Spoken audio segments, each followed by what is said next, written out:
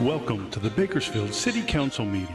This television broadcast is brought to you by the local cable companies, the County of Kern, and the City of Bakersfield. You can watch the rebroadcast of this meeting Saturday at 7 p.m., Sunday at 10 a.m., and the following Wednesday at 7 p.m. You can download the agenda for this meeting at www.bakersfieldcity.us.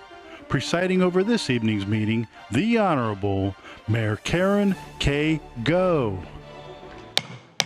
Good evening. It's my pleasure to call to order the 5:15 regular City Council meeting of June 20th, 2026. Madam Clerk, please call the roll.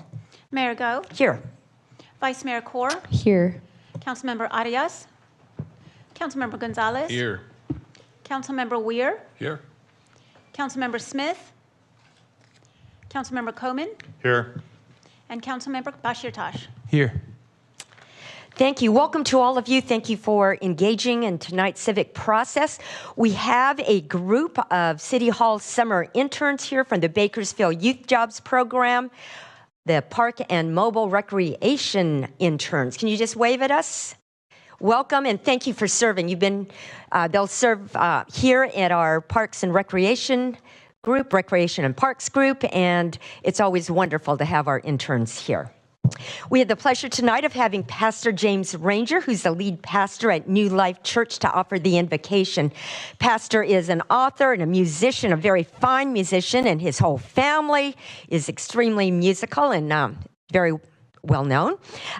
Thank you so much for New Life Church facilitating food drives, emergency assistance programs, and helping feed thousands of families in our area. And thank you for all the Christian-based courses, the support groups, the counseling for individuals and families who are facing the challenges of addiction and life struggles and challenges. And thank you for your service to our community.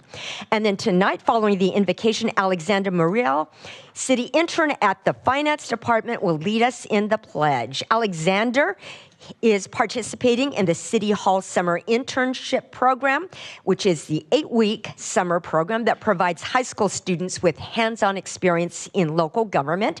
He's a recent grad of Liberty High School, was a member of We the People that advanced to the state competition. Congratulations on that. Participated in FFA, where he developed leadership skills through showing livestock and agricultural education. And this fall, Alexander will attend BC, majoring in agricultural business with dual enrollment in the pre-law program. He looks forward to combining his passions for agriculture, leadership, and public service. Thank you so much. Would you all please stand for the invocation and the pledge?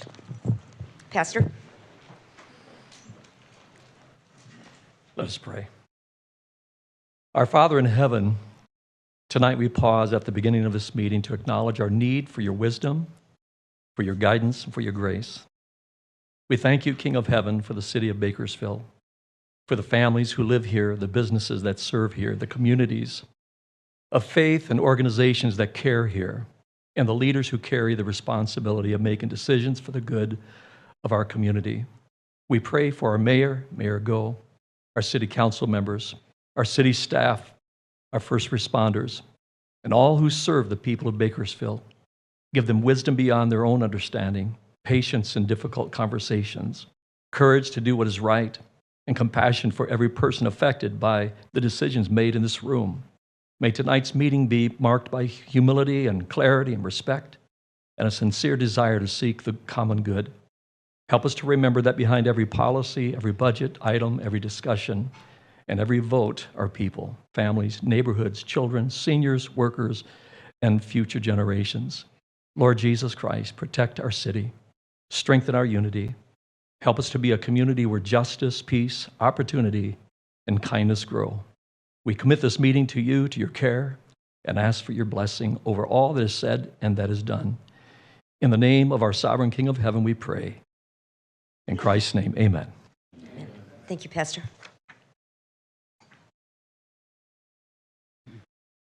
Please join me for the flag salute. I pledge allegiance to the flag of the United States of America and to the republic for which it stands, one nation, under God, indivisible, with liberty and justice for all. Thank you, and you may be seated.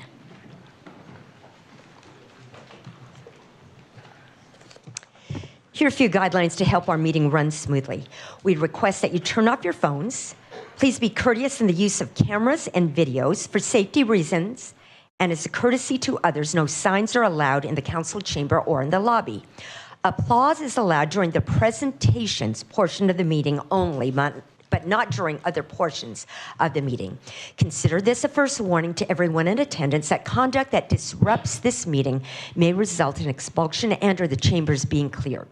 Behavior that disrupts the meeting includes repetitive statements, shouting, hate speech, interrupting staff or presenters during the meeting, speaking out of turn, outbursts from the audience, and surpassing the 2-minute time limit. Madam Clerk? Next item, please. Presentations, item 4A, proclamation to Darren Budak, Director, and Keith Howell, Assistant Director of Recreation and Parks Department for the City of Bakersfield, declaring July 2026 as National Recreation and Parks Month in Bakersfield.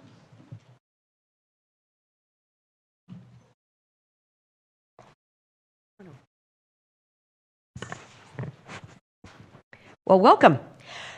Colleagues, quality parks and recreation are cited as one of the top 3 reasons that businesses cite in relocation decisions. We know it's very, very important to people wherever they live.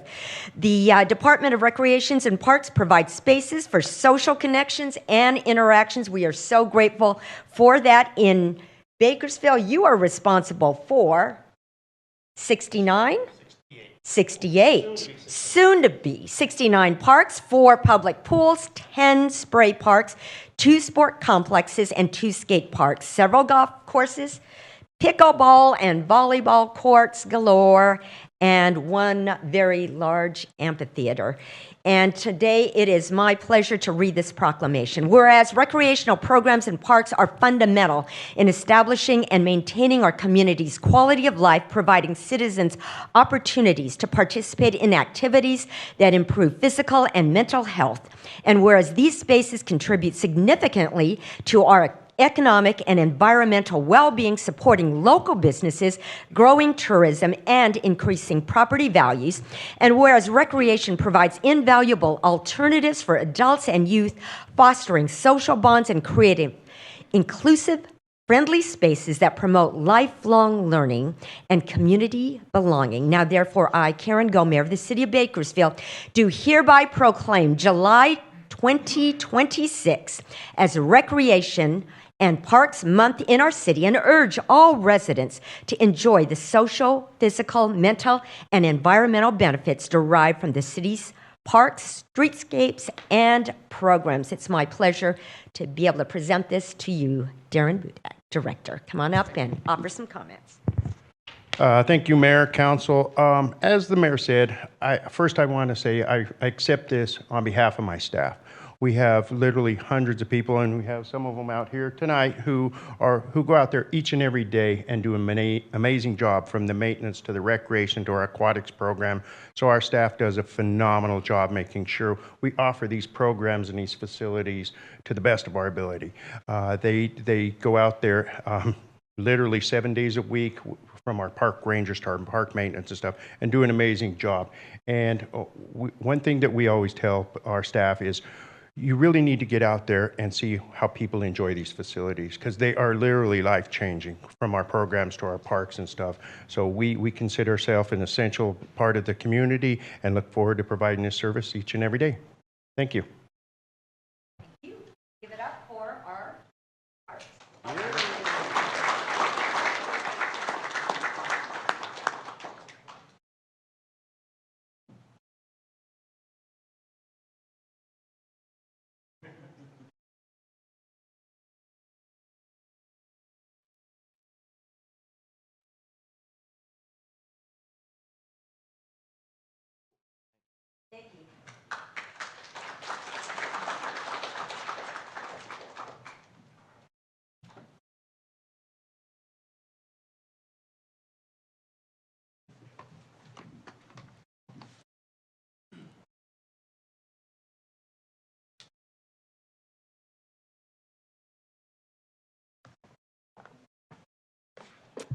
Madam Clerk, next item, please.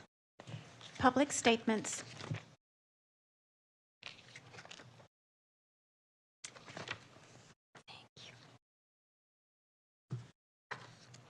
Madam Clerk, do we have any public statements tonight? I'm going to read. Thanks. Mayor Go, we've received 16 public speaker cards for non-agenda public statements. Thank you. In keeping with Council's resolution, the public statements portion is divided into 2 periods. There's a period for items listed on the agenda and for items not on the meeting agenda. Statements for items listed on tonight's agenda are given a 2-minute time limit, 20 minutes total per agenda item. The consent calendar as a whole constitutes 1 agenda item. Statements regarding items not listed on the agenda are given a 2-minute time limit, 20 minutes total. If you have written comments that are longer than your verbal statement, give them to the clerk, who will give copies to the council.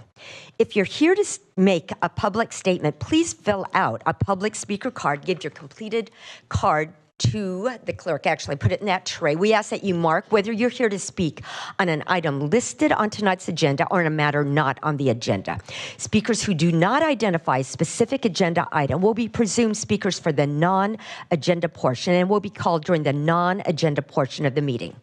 If you're here on public hearing item 8A, that is the appeal on Ward 5 radio tower, now is not the time to speak. You'll be given an opportunity to speak when that item is called later in the meeting.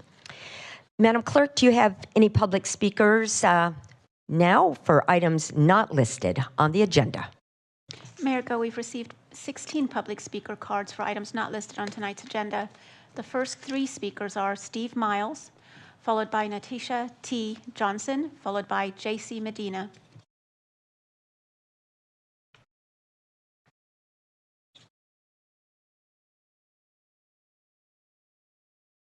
Welcome. Please introduce yourself. Good afternoon, Mayor, Council members. I'm here this evening representing Honor Flight Kern County through a series of events, meeting a earlier council member, Chris Palmer, I believe. I reached out to him for a fundraising opportunity for Honor Flight.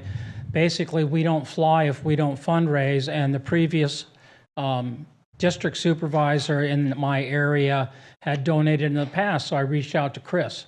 And Chris agreed to donate, and then a couple days later, I ran into Eric out in town in front of the Woolworths, and we were just chatting, and Eric stated that if Chris would increase his donation, Eric would match. And Eric stepped up, and he matched. And Chris's donation was $1,500, and Eric matched that. And what I'd like to see tonight, and just to give you a little bit of background on Honor Flight, we are 100% volunteer. No one in our organization gets paid for anything that we do. So every penny that is donated to us goes directly to sending veterans to Washington, D.C. I see a couple smiling faces here. I remember Andre.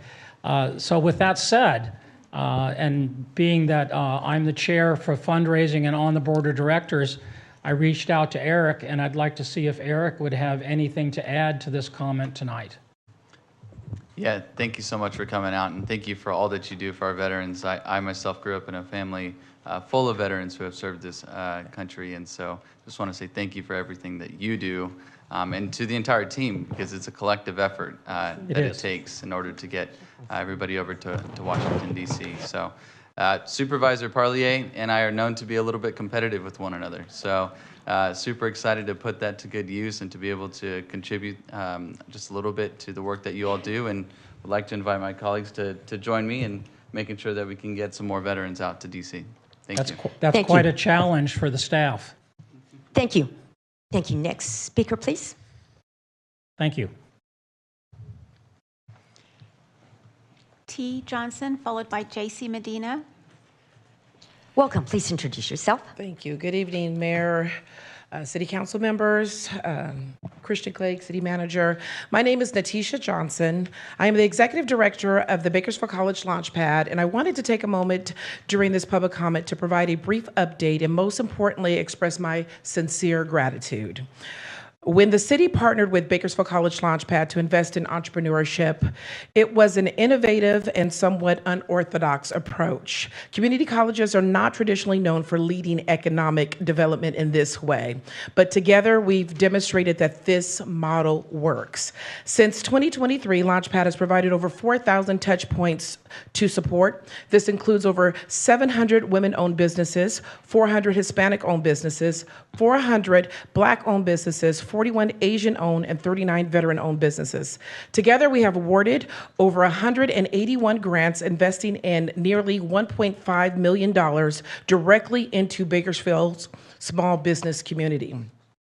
Beyond grant funding, our work helps entrepreneurs build legitimate and sustainable businesses by assisting them with business licenses, home occupancy permits, regulatory compliance, and technical assistance needed to succeed.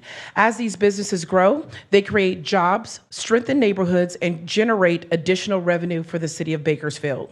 As we prepare to sunset this grant, October of 2026, I wanted to extend my heartfelt appreciation to City Manager Christian Clegg, Council Member Andre Gonzalez, and everyone on council for believing in this partnership. Mr. Clegg, your vision and willingness to think differently has empowered more than 1,000 entrepreneurs, strengthened families, created opportunity, and left a lasting impact on our community.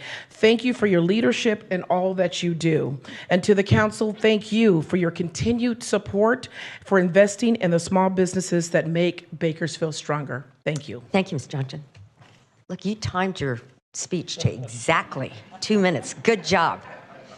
And we have a number of speakers, as the clerk mentioned. We have 16 people who want to speak within 20 minutes. So just encourage all of you to make your statement succinctly. Next speaker, please. JC Medina, followed by Gianna Mascarino, followed by Jokapt Brambilla. Welcome. Hello. Hello, City Council. My name is JC Medina. I'm currently 17 years old and I have lived in Bakersfield for all my life, in which a consistent flow of water in the Kern River sounds unimaginable. I commend the City Council's effort in allowing the Kern River to continue flowing, as it encourages us in embracing our community and preserving the nature in which we call home. However, this effort in keeping the Kern River flowing is not everlasting, as on July 31st, 2026, the continuous flow in the Kern River will be diverted. For many residents of Bakersfield, the Kern River is viewed as a safe space and a source for food like cold water trout. After consulting with groups such as Bring Back the Kern and Sierra Club, it is evident that both the younger and older generation are focusing on one issue: keeping this consistent flow into the river channel. With all of us experiencing temperatures up to 108 degrees, the community needs a place where they can safely communicate and enjoy their time. We want a river that our future children can enjoy, where its utter beauty and spread of growth along the grass and ecosystem inspire them to continue our efforts in preserving what we have. We want a place where they can play, relax, and create new memories with members of the community. We are asking for our City Council to be working to keep water in the river for as long as possible. The community truly cares about this river, so on behalf of Bring Back the Kern, we invite all members of the council and anyone interested to join us on July 2nd, 2026 at 6:30 p.m. in Yokitz Park for our Sunsets on the River event, where families and members of the community are able to still enjoy the river and create new memories. Thank you. Thank you, Mr. Medina. Next speaker, please. Gianna Mascarino, followed by Jokapt Brambilla, followed by Stephen Montgomery. Welcome. Welcome. Thank you. Good evening, Mayor and members of City Council. My name is Gianna Mascarino, and I'm a recent Stockdale High School graduate and the founder of Stockdale Environmental Club. I've lived in Bakersfield my entire life, and like so many others, I've grown up knowing that the Kern River is an important part of our city's history and identity. First, I want to thank you for your efforts you've already made to keep the water flowing in the river, and I encourage everyone who hasn't visited recently to go see it for themselves. The river belongs to all of us, and when water is flowing, it becomes a place where people can gather, connect, and take pride in our community. It brings people together in a way that few places can. When it's dry, however, it sends a message that this important part of our city is not being valued. As someone who's lived here my whole life, I want future generations to experience the Kern River as I hope they always will. A living, flowing river that reflects the beauty of our city. They deserve the chance to make memories there, just as families are beginning to do again today. I respectfully ask you to make decisions that keep the water flowing in the Kern River for as long as possible. We all want a community that we can be proud of, and the Kern River is a big part of that. Please continue doing everything you can to preserve this incredible resource. I would also like to invite City Council and the public to come to bring back the Kerns Sunset on the River on July 2nd at 6:30 at Yokitz Park, an event dedicated to celebrating and bringing awareness to the importance of the Kern River. Thank you. Thank you, Ms. Mascarino. Next speaker, please. Joe Copt, Brambilla, followed by Stephen Montgomery, followed by Max Becerra.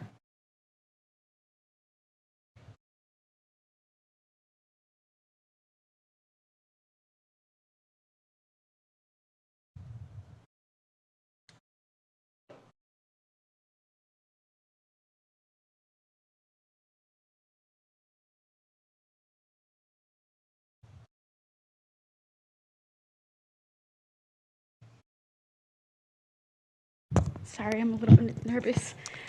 Welcome. So I have paperwork here to show what I'm going to talk about. I have dyslexia, so I'm a terrible reader, so I'm just going to speak from the heart. Go ahead. So I am a mom, and I'm facing mom issues, and I'm here to bring awareness to an issue that I faced myself, and it's lack of a kids zone in the courthouse. And I'm asking you guys all if you guys could, I know that this is in your guys' jurisdiction, that it's Kern County, but you guys have a say on it, and you guys can endorse it, and that's what I'm asking for today. Thank you for your time, and I'm sorry, I'm just really nervous. It's my first time. That's okay. We get nervous, and it's fine. We all get nervous, but thank you for sharing with us. You're welcome. And we can pass that information on. Thank you. Next speaker, please. Stephen Montgomery, followed by Max Becerra, followed by Tina Lai. Welcome. Mayor Go, members of council, good evening. I'm Stephen Montgomery, the chair of the Kern Kuya Chapter Sierra Club, and active with the Bring Back to Kern, a subcommittee of the Kern River Parkway Foundation.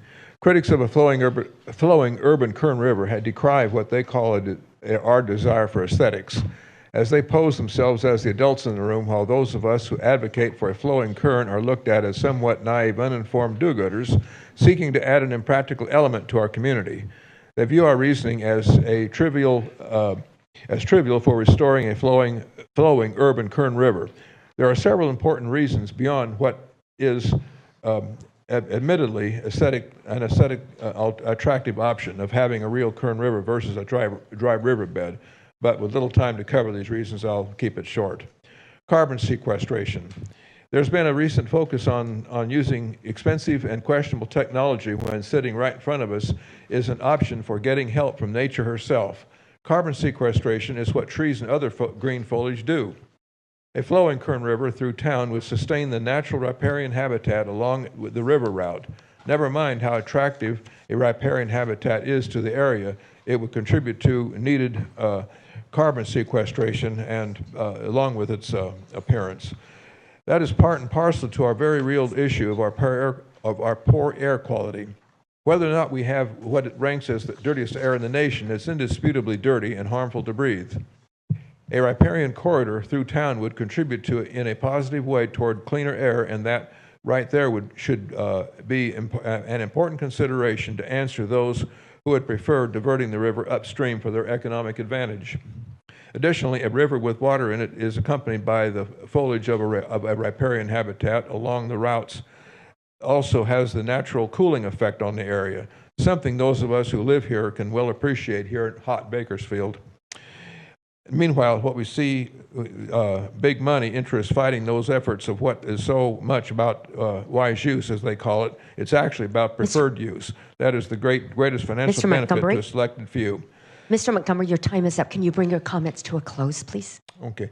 City staff and leaders should consider the advantages of having a real Kern River in town and facilitate its routing through town to perk ponds at the other end, where it contribute to replenish our underfed and overdrawn water table. Thank you. Next speaker, please. Max Becerra, followed by Tina Lai, followed by Anja Lauer.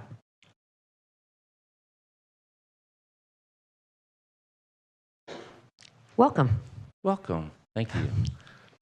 Good evening, Mayor Go, members of the Bakersfield City Council. Bakersfield is a beautiful city, but there's another side of Bakersfield that is too often overlooked. In late 2023, Pacificus Company,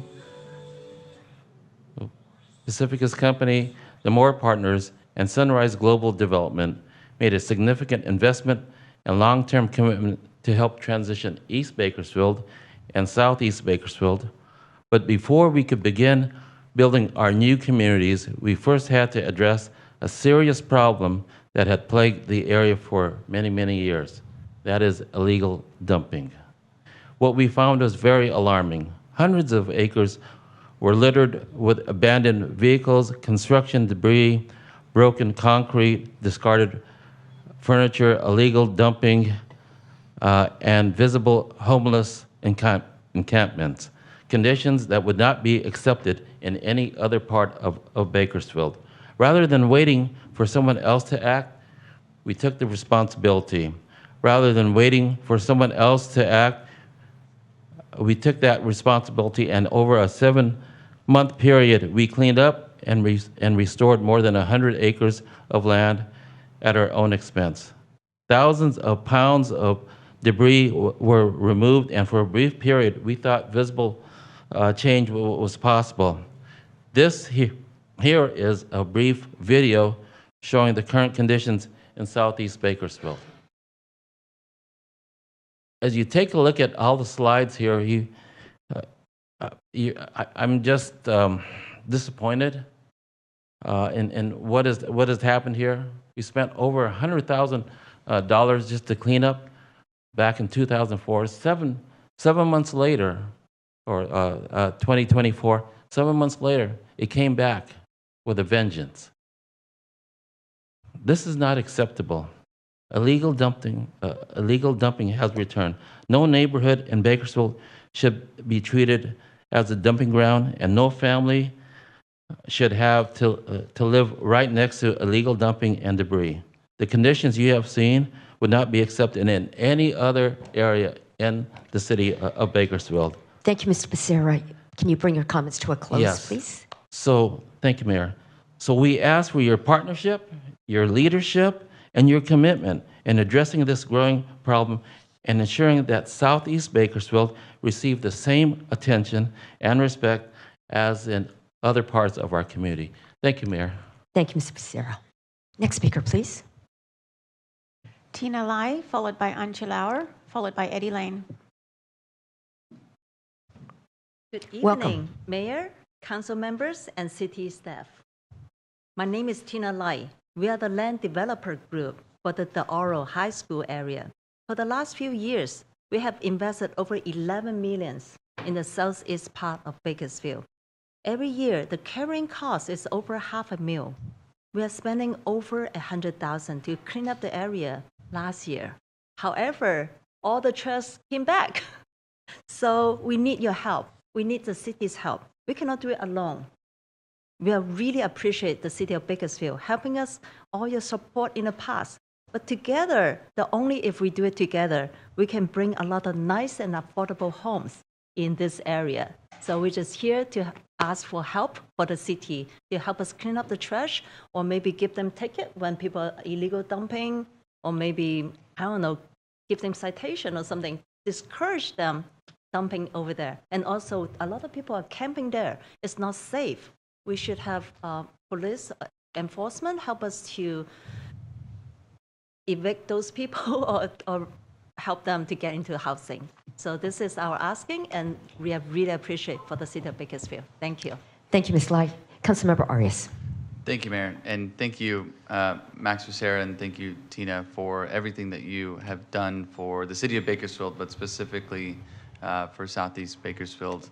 I am often reminded, that there are many amenities, there are many retail stores, commercial stores, many homes that we see on the west side of the 99 that we frankly just do not see on the east side of the 99.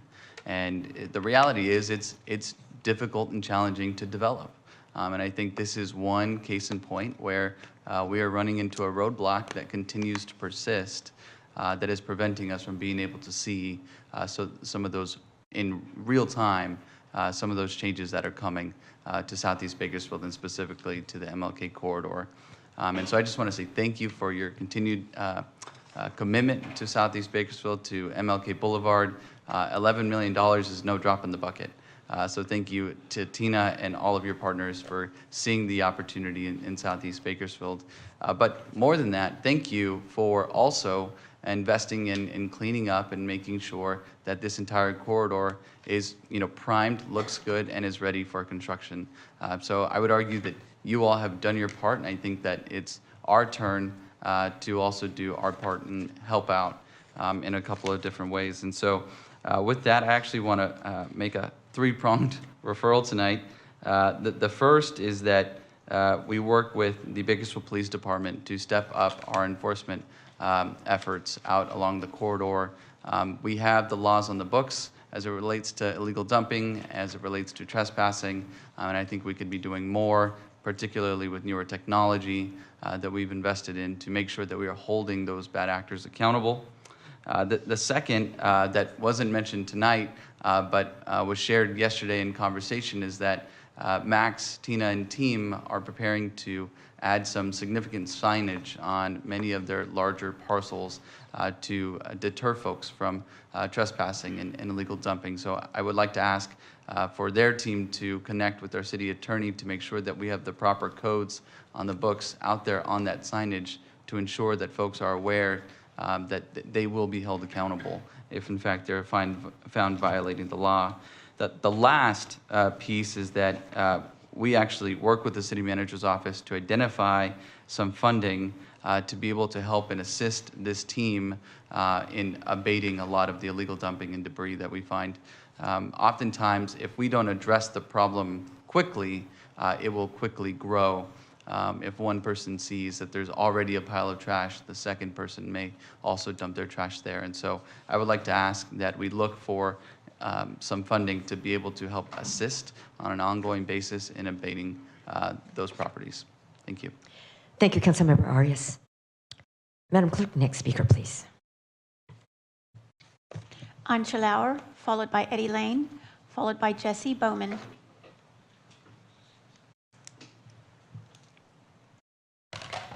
Welcome. Yes. So good evening, everyone.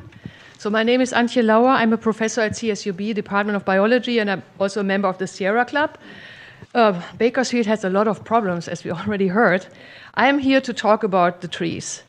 So I hope you all read the letters that Eddie Lane submitted regarding the city's budget update, especially when it comes to the future of tree maintenance and tree planting.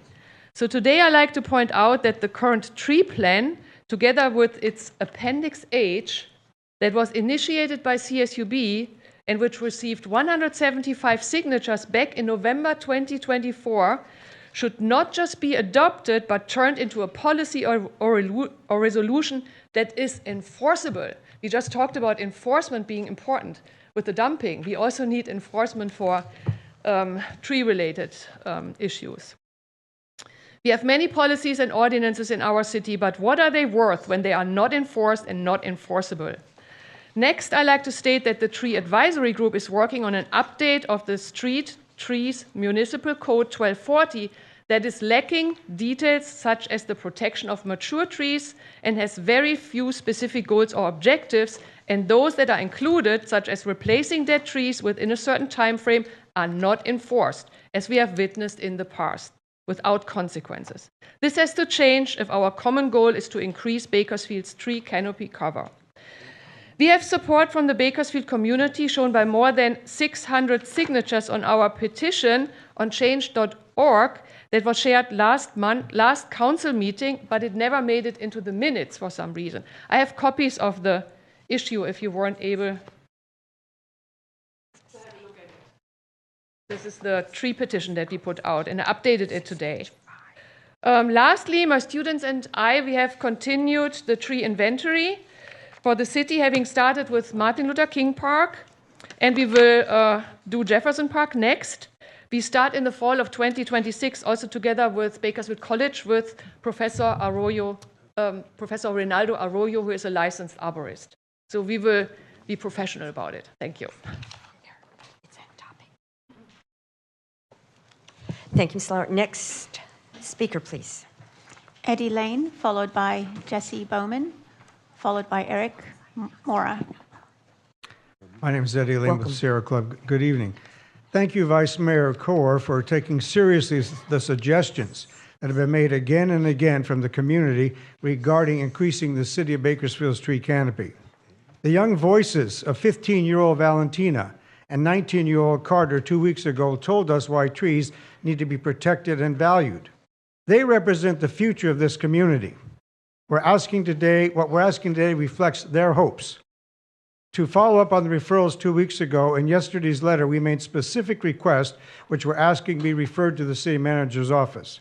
The first one, this is a repeat, is the city adopt the MIG Central City and Tree Plan, including Appendix H by a council resolution. The importance of this request was made crystal clear when Dr. Arroyo, head of the forestry department at Bakersfield College, at the last TAG meeting asked, "What is the tree plan for the city?" There was no response. TAG has no roadmap. That's why we need Appendix H adopted as a resolution. And what we're asking for is that, and in Section 8 it says that the purpose of the advisory committee, TAG, is to regularly support the implementation and overall success of the plan. Well, the plan was never approved. Again, TAG has no roadmap. Other recommendations: amend the current tree trimming and removal contracts to include the standards. We've talked about that a lot.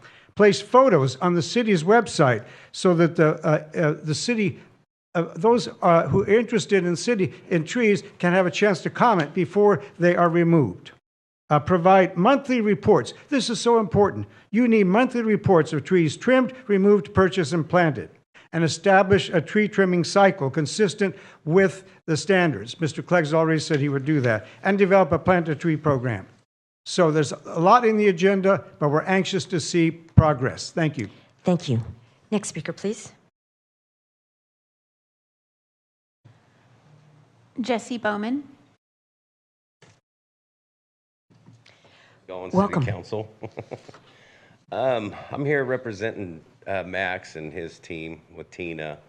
I'm the contractor that's been out there for the Del Oro project, and we did all the cleanup, and we're probably 95% completed. And as the sewer line came in, we kind of moved off the project, and now it's doubled. And they spent about $100,000 with our equipment out there and our guys out there moving that trash. And we're getting ready to move back in out there. This lift station's almost done.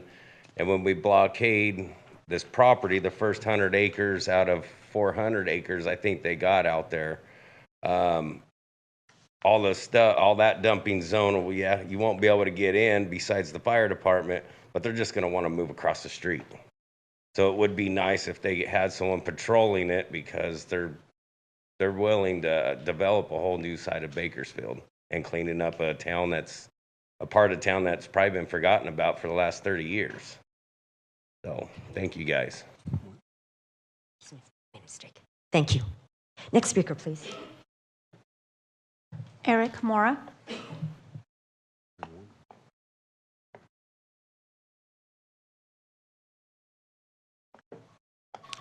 I'll make it short. I know we have 17 seconds left. Thanks, Mayor, City staff, City Council. My name is Eric Mora with the Mora Partners, and I'm here with Max and Tina Lai. We are the group behind the development by Del Oro. I'm also a real estate broker in town. We spend a lot of time on the west side bringing investors and showing the beautiful side of town. We always kind of skip the MLK corridor because it's so ugly with dump and trash. So we just ask for your support, continued support in our southeast area, and let us bring some more investment into the area. Thanks, Councilman Arias, for your support. Appreciate you guys. Thank you. Thank you. And we have run out of time for this section. Just moving on. Madam Clerk, what do we have for the next?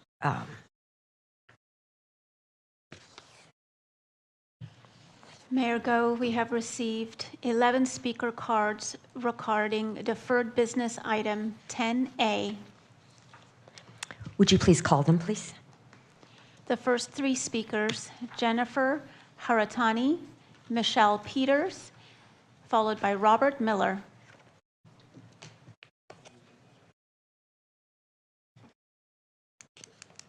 Welcome. Hi, good evening, Madam Mayor and council members. We are grateful to the City of Bakersfield for allocating $100,000 in funding for mobile spay and neuter services last year, and we would like to provide a progress update demonstrating the impact of this investment and the importance of continued funding in the upcoming fiscal year. Since November 25, we have completed 15 clinic days, utilizing $71,250 of the allocated funds. As agreed, each clinic day was co-sponsored by Strength of Shadow Dog Rescue, as well as additional community partners, maximizing the reach of every dollar. Through this collaboration, we successfully completed a total of 1,596 surgeries for residents and their pets across all 7 wards of the City of Bakersfield, at an average cost to the city of $44.64 per animal, a highly efficient return on investment. With the remaining $28,750, we are on track to continue at this pace through approximately mid-September 2026, further expanding access to these critical services. We respectfully urge you to consider the demonstrated value and success of this program and vote through a path to continue funding. Research shows that it takes approximately 5 years of consistent, targeted, high-volume spay and neuter efforts to see measurable reductions in shelter intake and euthanasia rates. While our entire program has funded and completed 13,913 surgeries in just 2.5 years, we are already seeing a stabilization in intake numbers at local shelters, a meaningful early indicator that this approach is working. Without this intervention, those animals and their potential offspring would have significantly compounded the existing overpopulation crisis. The impact on our community, shelters, and city resources across multiple departments would be far greater than what we are experiencing today. We are committed to continuing this work and building on the process already made. Please let us know if there's any additional information we can provide to support your decision-making as you consider continued funding for this program. Thank you again for your leadership and support of this critical initiative. Thank you. Next speaker, please. Michelle Peters, followed by Robert Miller, followed by Michael Bailey. Welcome. Hi. Good evening, Mayor and council members. I want to speak to you as a volunteer with Kern Safe Animal Coalition, one who walks neighborhoods door to door, passing out flyers and helping families actually find and use our low-cost mobile spay and neuter services. I also work to get this information into the school system and community spaces so it reaches the people who need it most. And what I see out there is simple. The need is real and the demand is out there, but access and awareness are what make or break whether these services succeed. This funding for mobile low-cost spay and neuter isn't just a budget item, it's prevention. It's the difference between a managed community and an overwhelmed one. Every surgery funded is fewer unwanted litters, fewer stray intake calls, and fewer animals entering an already stretched system. And here's the part I think matters most. This only works if we stay consistent. We cannot promote a service and then let it just fade away. We cannot ask residents to do their part and then reduce the very tools they need to follow through. In the neighborhoods I canvass, people are willing. They want to do the right thing, and what they need is reliable access and a city that stays committed long enough to make the impact real. So this isn't just about spending money. It's about protecting an investment that is already working and making sure it actually reaches its full potential. Our community cannot afford to step back from this now, as we will pay more for it later, financially and in outcomes. So I please urge you to approve this funding for low-cost mobile spay and neuter. Thank you. Next speaker, please. Robert Miller, followed by Michael Bailey, followed by Eddie Lane. Welcome. Good evening, Mayor and council members. My name is Robbie Miller, and I'm the founder of SOS Dog Rescue.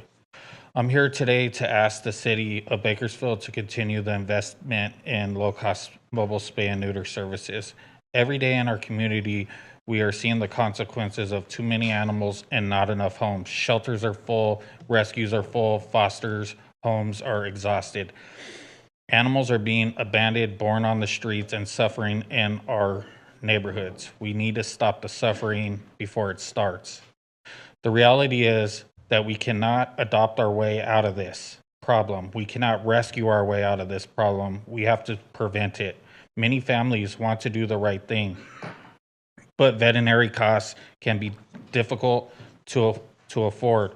Mobile low-cost spay and neuter programs remove those barriers by bringing services directly into the neighborhoods that need it the most. Every surgery prevents future litters. Every litter prevented means fewer animals entering the shelter, fewer animals abandoned, fewer taxpayer dollars spent dealing with the consequences later.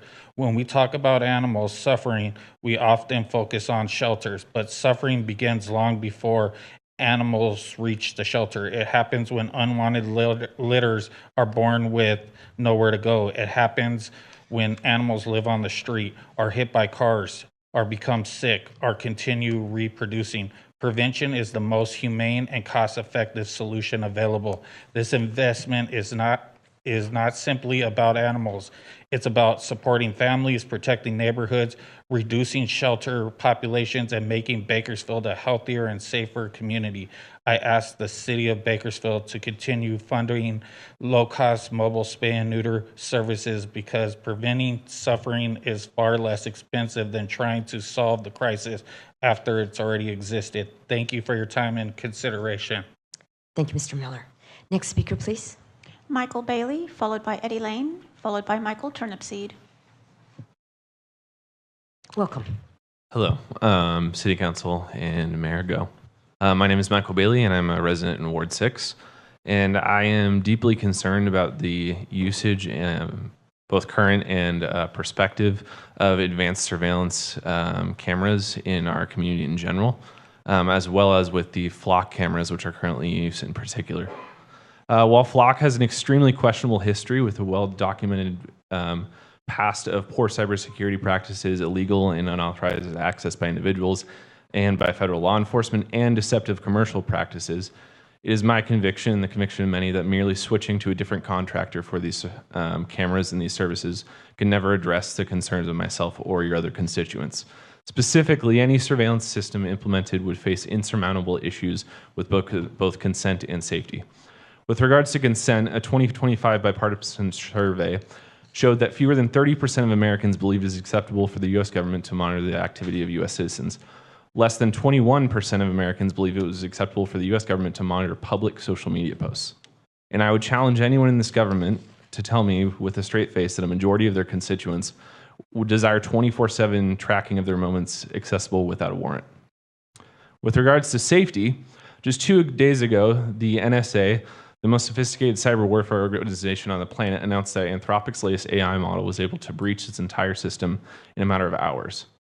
And I would seriously question the wisdom of trusting a camera vendor to guarantee the security of their data in the current era, in the age we live in, with massive data breaches enabled by AI tools. I would urge the council and mayor to halt any further usage of these cameras and to seriously reevaluate the contract that we have with Flock. To close, a quote from Benjamin Franklin: "Those who would give up essential liberty to purchase a little temporary safety deserve neither liberty nor safety." Thank you, Mr. Bailey. Next speaker, please. Eddie Lane, followed by Michael Turnipseed, followed by Ariel Dyer.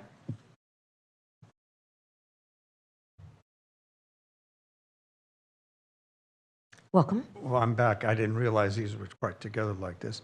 I'm Eddie Lane. I'm still Eddie Lane with the Sierra Club. More trees, more trees, more trees. That's our request. Respectfully, a budget which removes up to 725 trees and trims thousands of trees, as we've done for many years, does not prioritize additions to our extremely low tree canopy.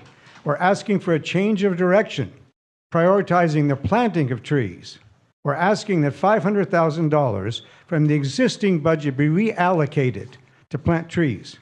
More than 600 Bakersfield residents signed our Sierra Club petition calling for better care and protection of the city's trees. The proposed budget as it relates to trees is the de facto response to the petition. The response, zero funding for planting trees. And the use of ANSIA standards is critically important. Those standards specify the trees should be trimmed and planted when they are dormant. In Bakersfield, that would be November through February, with planting continuing through March. The city is not following those standards when its contractors trim thousands of trees in August and September and then plant trees in April and May, some during periods of excessive heat. Where are the arborists involved in such decision-making? I was raised on a 20-acre farm in Reedley. My father didn't need to be an arborist to follow common sense with regard to planting and trimming when trees are dormant. Also, for budget purposes, trees need to be treated as capital assets according to a government code, such as fleet vehicles and road infrastructure. In fact, the lifespan of most trees far exceeds vehicles. Now the city treats trees as discretionary expense, funding from whatever's left over. This is a policy choice, not an accounting requirement. The urban forest needs to have trees treated that way. Again, we urge the City Council to reallocate $500,000 from trimming and removal to the planting of trees. Thank you again for this opportunity. Thank you, Mr. Lane. Councilmember Gonzalez. Thank you, Mayor. Thank you, Mr. Lane, for your comments. I couldn't agree with you more. We need more trees, more trees, more trees. I have been a fan of trees since all my life. Actually, I think I shared this story before. My parents, when I was born, they planted a tree, and they did so for all of my 5 siblings. So there's a whole 6 trees in this world that were planted when we were born, and I thought that was very special. So trees have always had a very special, sentimental part of my life, and I couldn't agree with you more. I've been a volunteer of the Tree Foundation, been advocating for years for more trees, likewise so many of my colleagues. So I appreciate all the advocacy from the community. I did want to point out, though, since 2022, our city has planted over 4,268 trees. I think that's important for the community because that's our public dollars that we've invested to enhancing our tree canopy. We received a Transformative Climate Communities grant from the state, which has allowed us to plant over 80 trees in just one park alone, in Lowell Park, which has been transformative for that park and certainly provided a lot of relief for many of the residents who enjoy that park every day. And actually in this year's budget, Mr. Clegg, if you will fact check me here, but I believe there's an allocation of $275,000 to plant another 960 trees. Thank you, Councilmember Gonzalez, for the question. Actually, there's $75,000 in the operating budget. Okay. And then there was the $200,000 as an optional additional project, which would total the $275,000. Perfect. So, and that's contingent upon our discretion at this dais. Perfect. And 960 trees is more or less the... That's the number of additional trees that could be planted with those funds beyond the 1,200 trees that have already been planted this year. And then there was a question about the tree plan and the fact that because there was no resolution coupled with that plan that it wasn't operational. Is that, that's concerning if that is true. I mean, I think it was the council's intent that once we adopted a tree plan to actually implement that plan. Yeah, thank you, Councilmember Gonzalez. There's several aspects to this response. I would say an overarching approach. Yes, we're moving forward with implementation of the plan. I would also point to just some of our recent conversations that, you know, some of the first elements of policy development were to go to the tree advisory group and talk about things like the tree palette and the standards, and we have been adopting those. I think that it is fair to consider what aspects of policy are reasonable to include by resolution or ordinance consistent with what's typical to put into a resolution or ordinance versus those things that are typical to be internal policies. But absolutely, we're doing a lot of work, policy work that's implementing that plan. We're also moving forward with many plantings. You know, not to belabor the conversation about where to plant. Is it based on inventory? Is it based on need? At this point, we've received that council direction to go based on need, and we're going out and planting trees in areas of need, and also contemplating how to best get trees in those areas, as I described at our last meeting, that there are limited medians and rights of way. So we're looking at other programs that can help plant trees in those areas of need. And so we are moving forward I would say in an overarching approach with the tree plan. I think it's a question of taking it in chunks. Yeah, and that's a great point. I mean, I think we're talking about this in the context of the fiscal year budget, a budget that has to be adopted tonight. But in fact, the city has performed pretty well at receiving state and federal grants on projects that will include a net gain of additional trees throughout the city. That is correct, Council Member. Because of limited resources, we're looking for as many opportunities to use those grant funds and include them in other projects. And actually, I appreciate sort of your line of questioning, because the Parks Master Plan is designed to be a 10 to 20-year master plan in the big picture. And of course, we need to prioritize and we need to make progress on specific action steps, but we are moving forward. We're making progress. Great. Thank you so much. Thank you. Mr. Clegg, Mr. Lane mentioned the trimming of trees sometimes off cycle, and I know that was in the letter that was sent. Is public safety an item that would take precedence over being off cycle? Could that be a reason why sometimes trees are trimmed off cycle? Yeah, thank you, Mayor Go. The answer is yes. We actually received one of those requests today, as a matter of fact, for a situation that did have a safety challenge and issue. Again, we starting last year, we have made a commitment to have our routine trimming only happen within the window that's been recommended by the Tree Advisory Group. Where we're addressing other trees, it's either because they're covering a stop sign, they're a dangerous limb, they're dead, or they're diseased. Like, we're only addressing problematic complaint-based trees in the non-trimming season. Thank you. Councilmember Coleman. Thank you, Mayor. I just wanted to clarify, because Councilmember Gonzalez mentioned how many trees we planted, but and how much we have budgeted, but I don't even think that includes the 170 trees we approved in the H Street corridor improvement, correct? That is correct. Right, so that's an additional 170 trees. So. Thank you. Madam City Clerk, next speaker, please. Michael Turnipseed, followed by Ariel Dyer, followed by Jason Cosper.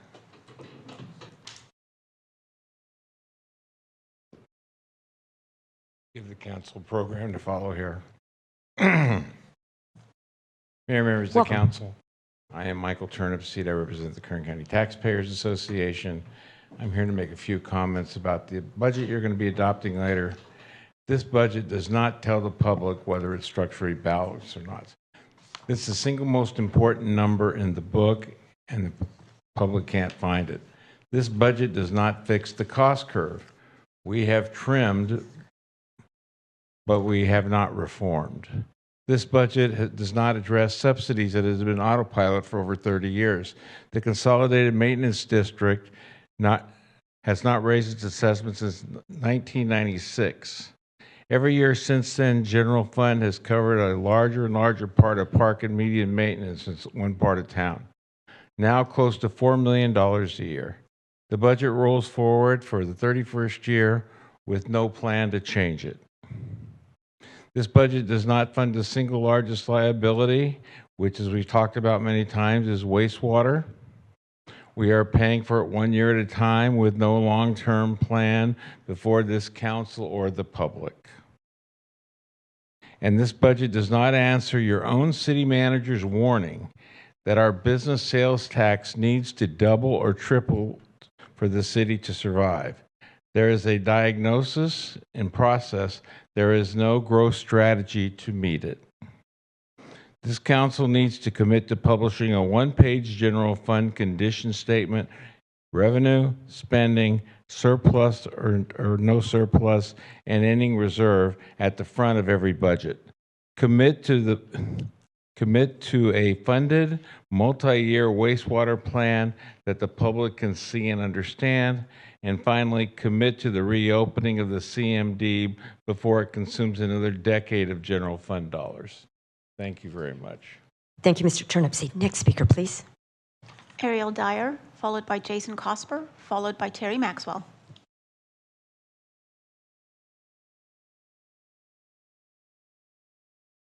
Welcome. Hi, everybody. My name's Ariel Dyer, and I'm here to talk once again about surveillance technology in the city.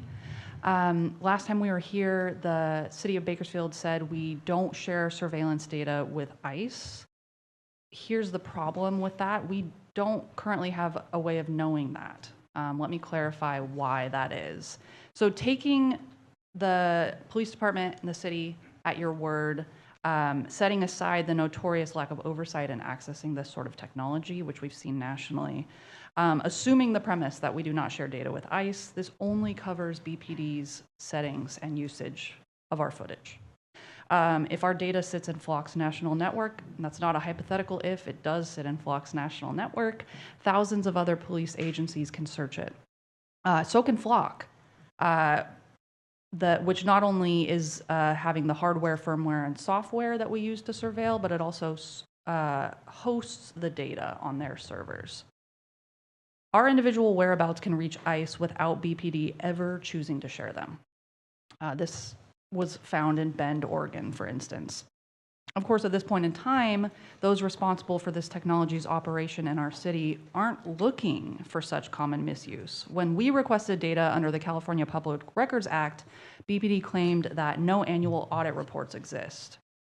So in short, you hold the most personally invasive, privacy-disrespecting information in your hands, and you lack the ability or even the inclination to safeguard it currently. I can't think of a rational reason for that uncritical adoption and maintenance of a technology that I don't think anyone should have access to. The Anti-Capitalist Computer Club, we believe that in abolishing the use and sharing of surveillance tech by government and private entities, but we also believe in transparency and communication, neither of which have been afforded Bakersfield residents. So we're asking the city to stop funding a surveillance state that we have not agreed to. Thank you very much. Thank you, Ms. Dyer. Next speaker, please. Jason Cosper, followed by Terry Maxwell, followed Just by... Oh, go ahead. Sorry. Just asking all of you to be as succinct as possible in that we have a number of speakers who still would like to speak. Go ahead. Welcome. Good evening. As was said, my name is Jason Cosper. On June 10th, I was here and I told all of you about the 133 Flock cameras watching this city and the 1.4 million rows of license plate data that BPD handed over to me. Tonight, you fund the next phase, the Real-Time Information Center, or RTIC. An RTIC fuses surveillance feeds into one searchable map. The Flock cameras, decommissioned city CCTV, dispatch, records, 911, gunshot detection, and drones all in front of any officer at one screen. BPD's own Flock system lists two outside companies as active API users. The first is First2, the product that lets an officer click a building and pull the names, ages, and phone numbers of the people inside. The second is Peregrine, built by Palantir alumna. For those of you not familiar, Palantir builds the software ICE uses to track people for deportation. Flock runs a national network of roughly 7,000 agencies. California law bars sharing plate data with federal agencies. Reporting this year shows that, well, it's happening anyway. I filed a public records request yesterday asking the city for every integration feeding this RTIC and every agency that can pull from it.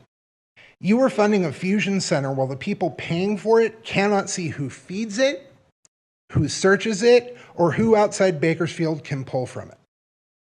Hold the RTIC funding until BPD publishes every integration and every data sharing partner.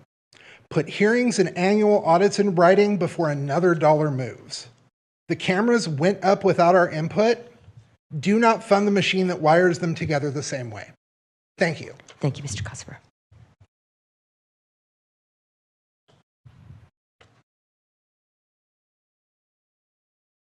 Terry Maxwell, followed by Ramona Pajoka. Welcome. My name's Terry Maxwell. You know, I'm always shocked at how little this council really wants to hear from the public. 20 minutes for public comments on non-agenda items and 20 minutes for agenda. I thought you guys were here to listen to us. That's just shocking and disgraceful. 319 beds at your navigation center over on Brundage Lane. They're proudly telling you that they've had actually 617 people move on to permanent housing. You're spending $8 million a year on that. That means for those 619 people, or 17 people, you have spent $78,000 apiece. But let's put it more in context. If, let's say, over that 6-year period, you had, on average, 200 people every night, that means you had 450,000 people through that navigation center, and only 617 of them have gone on to any sort of permanent housing. Have you figured out that it's really not working yet? That you're spending a lot of money, you're wasting money on this? There's no report on the follow-up success, whether those 617 are continuing to be in permanent housing. You're getting more homelessness every year than less. And through that navigation center, you're making it awfully easy for people to go ahead and continue to be homeless because they can go and be there and do anything they want, come back the next day and just completely repeat it time and time again. I was going to make some comments on H Street. I wish that we would have had an opportunity to comment after the staff talked about it, because you could have solved this real easy on H Street. All you had to do was put no left turn signs at every intersection. You have no idea what accidents were being caused. You have no idea, in the context for Mr. Arias, what exactly happened. Did the person that hit your friend, did they get charged with anything? All of it was out of context. I want to compliment, though, Councilman Weir for his consistency. When we talked about the widening of 24th Street, he voted to widen it, although the council member who's not here tonight voted to widen 24th Street, yet narrow 8th Street. Very inconsistent. Thank you, Mr. Maxwell. Next speaker, please. Ramona Pajoga.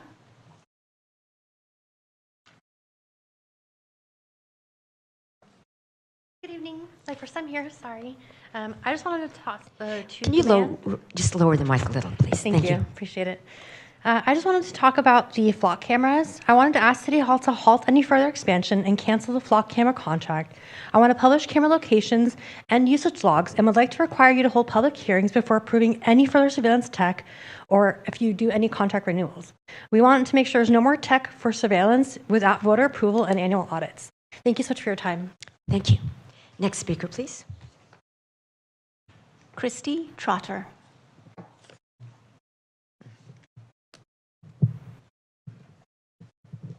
Hi. Welcome. Good evening. Thank you.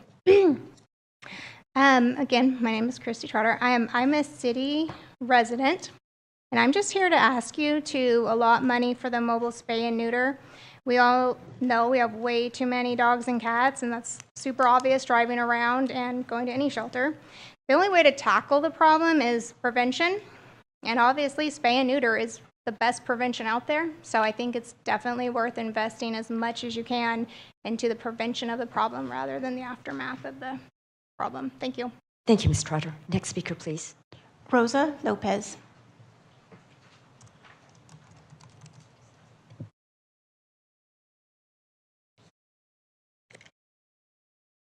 Welcome.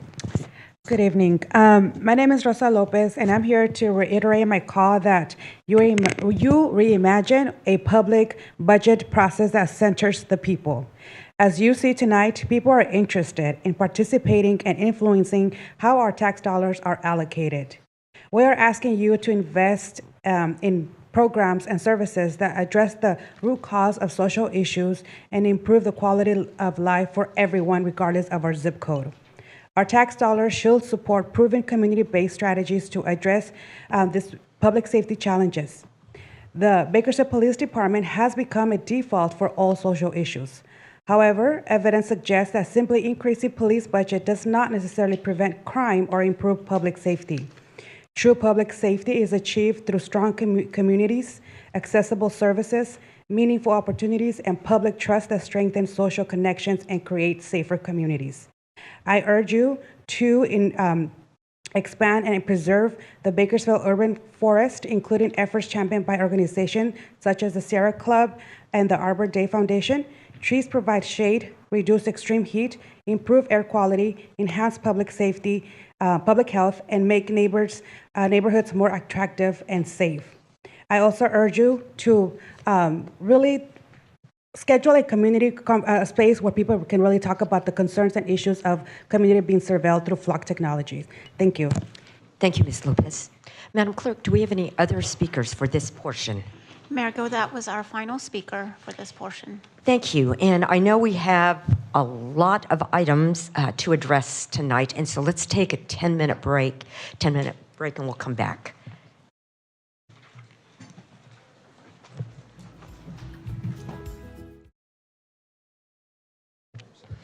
Okay, let's continue. Madam Clerk, next item, please. Consent calendar items 6A through 6J for approval. Mayor, please note that item 6E1 contains a staff recommendation to adopt resolutions approving salaries and benefits for specified units. Thank you. And so we have a request tonight to have these items pulled.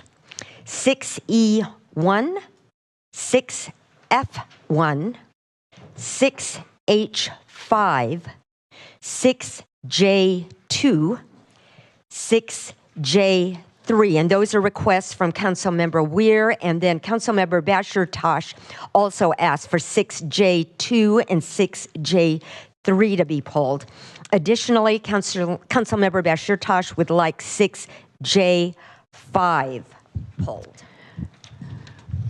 Motion to approve consent calendar items 6A through 6J for approval with the exception of 6E1, 6F1, 6H5, 6J2, 6J3, and 6J5. You have a motion. Please cast your votes.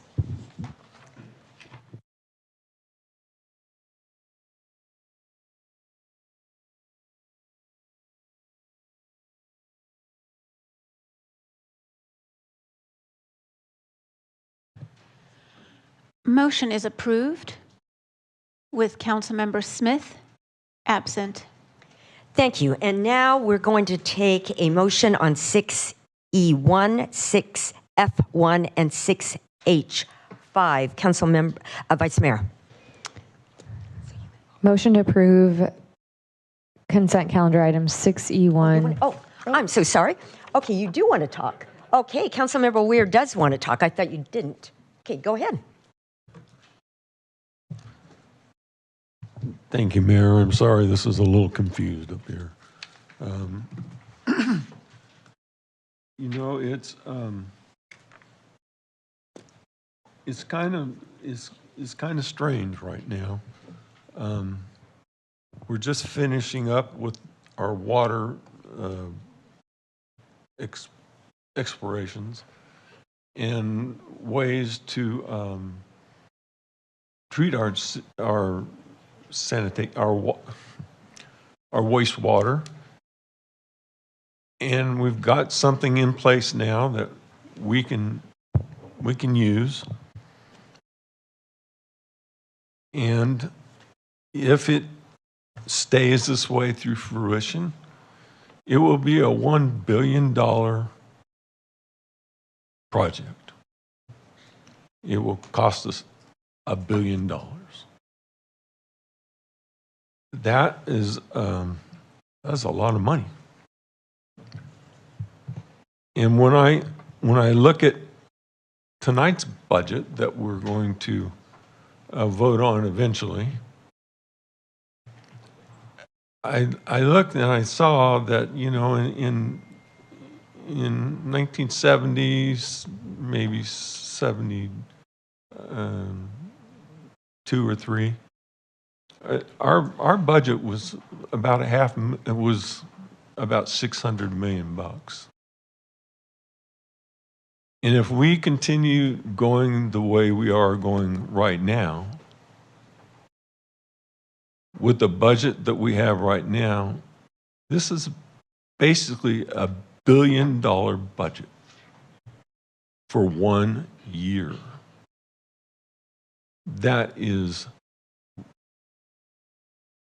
That's unfathomable.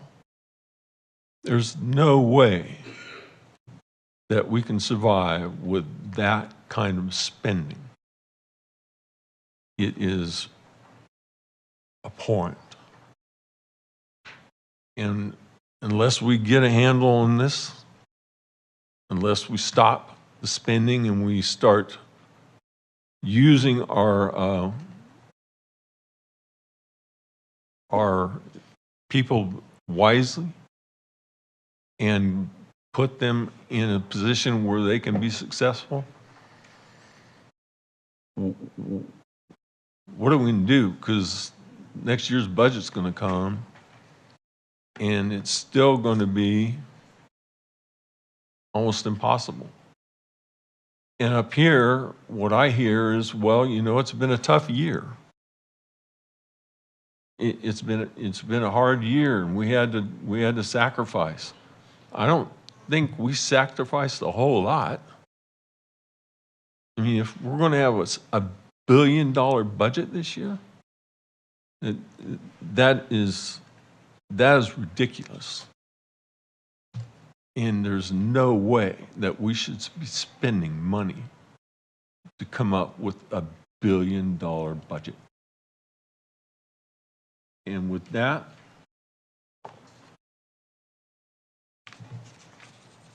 I make a motion to approve 6E1, 6F1. Did you want to approve them?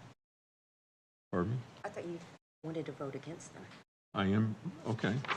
But you can, No, go ahead. you don't want to approve them. No.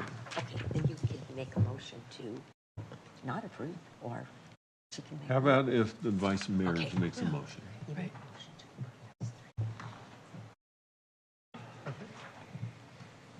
Motion to approve consent calendar items 6E1, 6F2, and 6F1 and 6H5. You have a motion. Please cast your votes.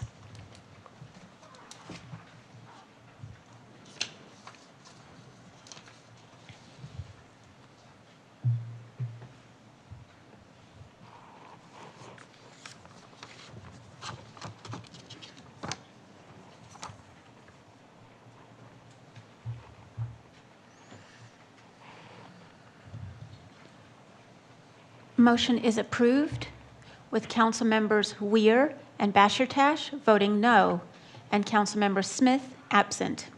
Thank you. And now we'll separately consider 6J2. Councilmember Bashirtash and Weir asked for that to be pulled. Councilmember Bashirtash? Yeah, I just, when I was looking at those, both of those are consulting companies. I was just thinking in light of where our budget is, and I felt like we have staff that do those, that facilitate those roles, and it was kind of, you know, an extra icing for that. And I don't think this is the year of extra icing. I just don't see a need for those additional agreements for us to continue on. I think it might be, I think it's wasteful from my perspective at this point in time with our budget the way it is. So I requested those get pulled.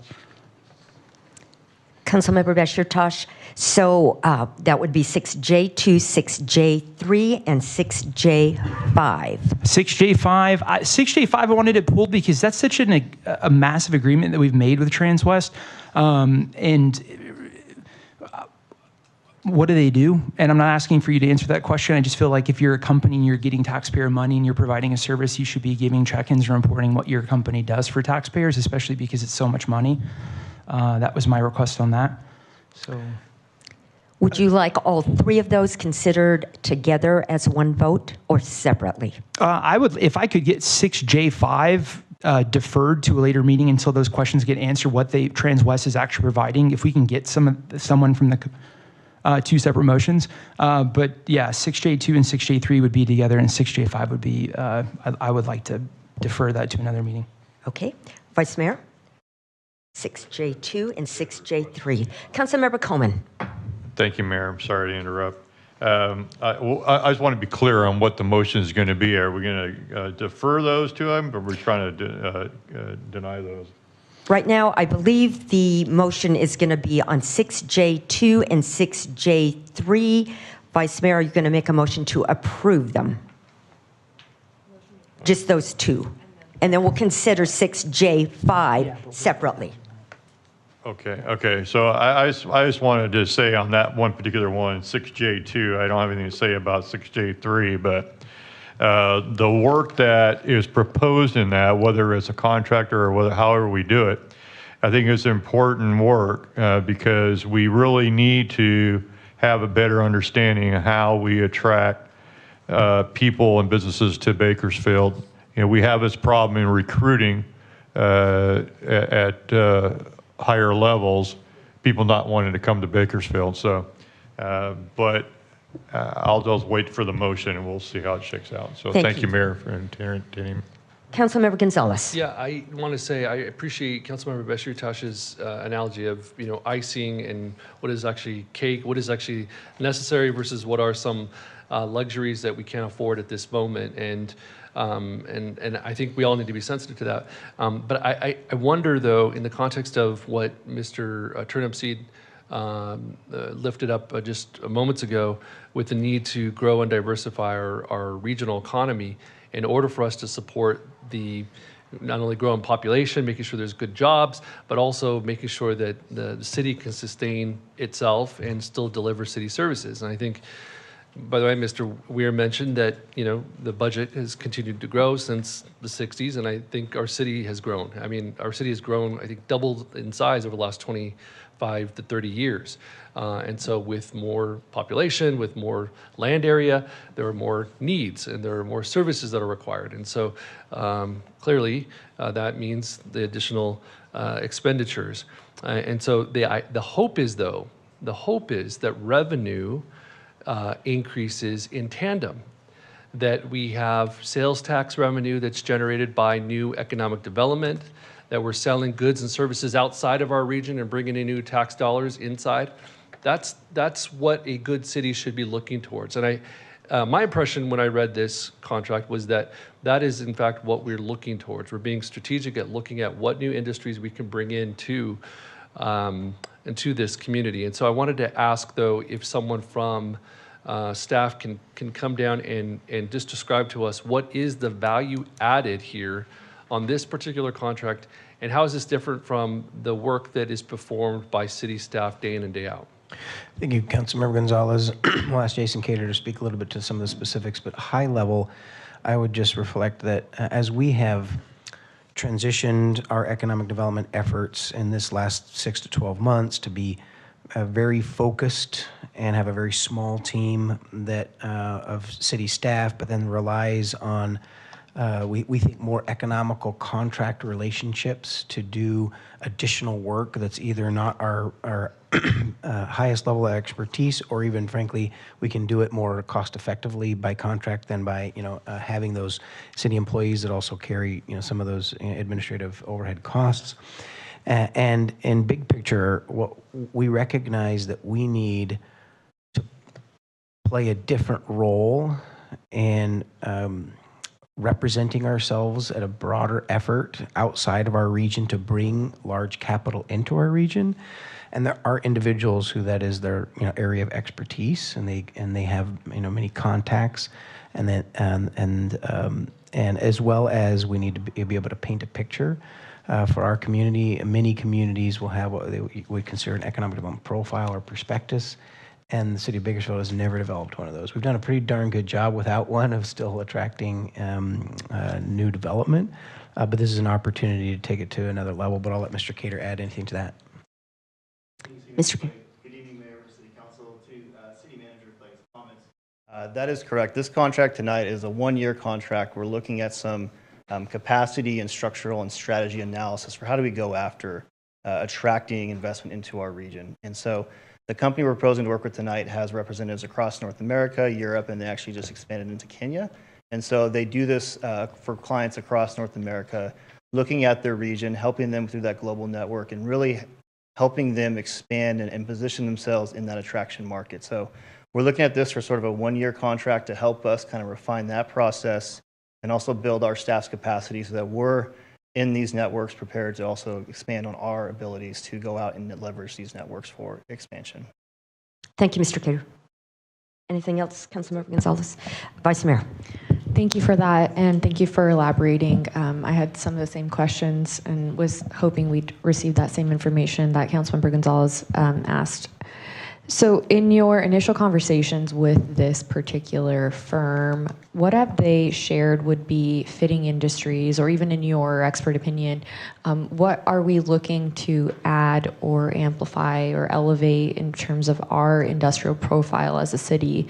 And how do they plug in to provide that? What are those initial conversations have been, or what can we look to expect? Yeah, Vice Mayor Cord, thank you for that. So they're going to look to us to see what our industries are that we're targeting. So no, as the council adopted 5 years ago, the Economic Development Strategic Plan, we identified manufacturing, logistics, energy, both traditional and renewable, and business services are target industries. They'll look at our profile, they'll look at our workforce, and they'll also really give us insights into where investment trends are heading. They have a team that runs data research on foreign direct investment as well as domestic direct investment. So they'll really get into the weeds of where is the money going. They have a team and a network that's expanded across the continent. So they'll also have those relationships to see who's actually looking to make the investments that are aligned with our region. But we'll start with our region and what we have, and they'll use their systems and their networks to look for what their opportunities are. Where are those trends heading, both domestically and globally? In terms of foreign direct investment, Right, like what do they share as to like where are those trends heading?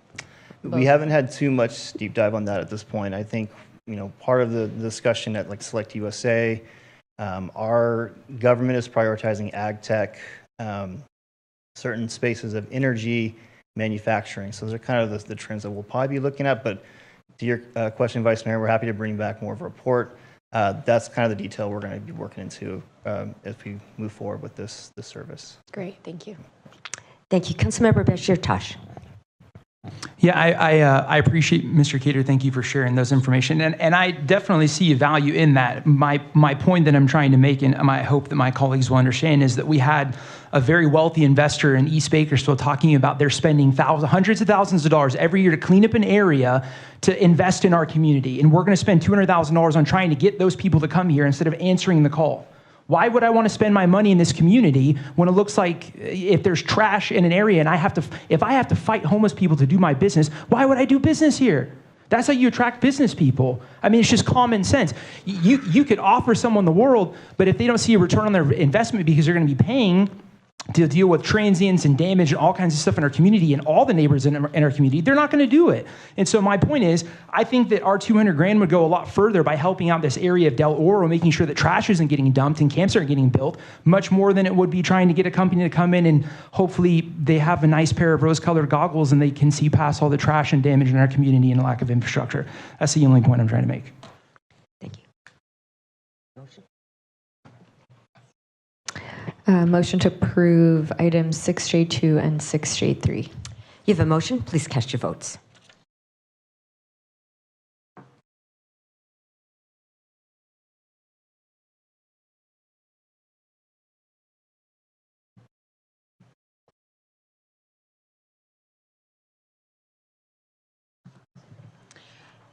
Motion is approved with Council Members Weir and Bashir Tash voting no, and Councilmember Smith absent.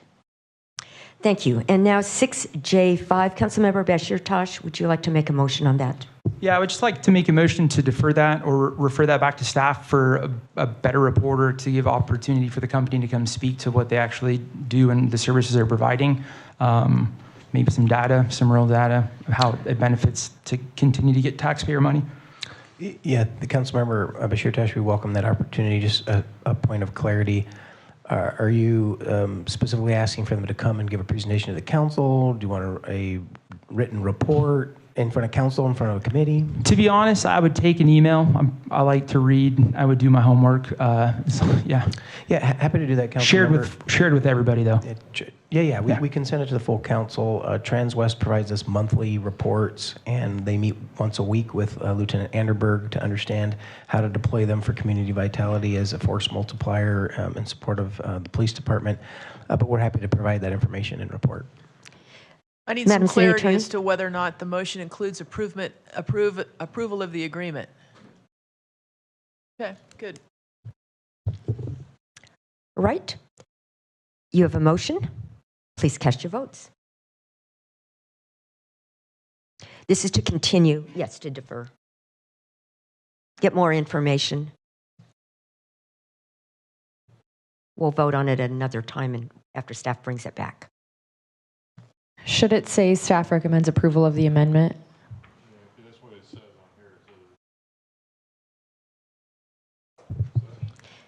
Madam City Attorney?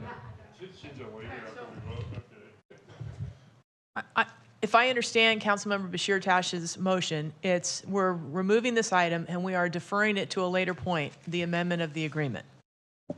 So you are making a motion to not approve the amendment. It's going to come back at a later point in time.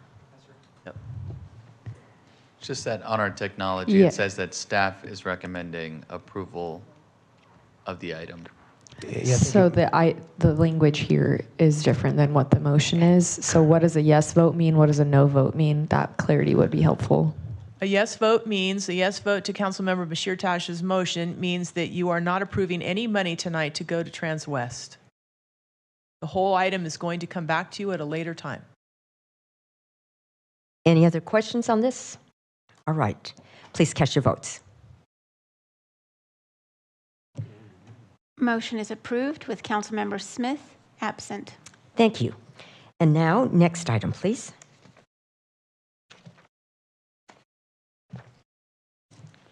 Hearings, item 8A, public appeal hearing to consider Planning Commission's approval of Director's Review 25-0002 and modification number 25-0007 and its notice of exemption from the California Environmental Quality Act. Scout Services requested a Director's Review and approval number 25-0002 to installation of a lattice tower to accommodate the city's public safety radio system and related installation of new equipment, shelter, and generator equipment, and zone modification number 25-0007 to permit a tower height of 150 feet and located within 300 feet of residentially zoned property located at 1000 Buena Vista Road.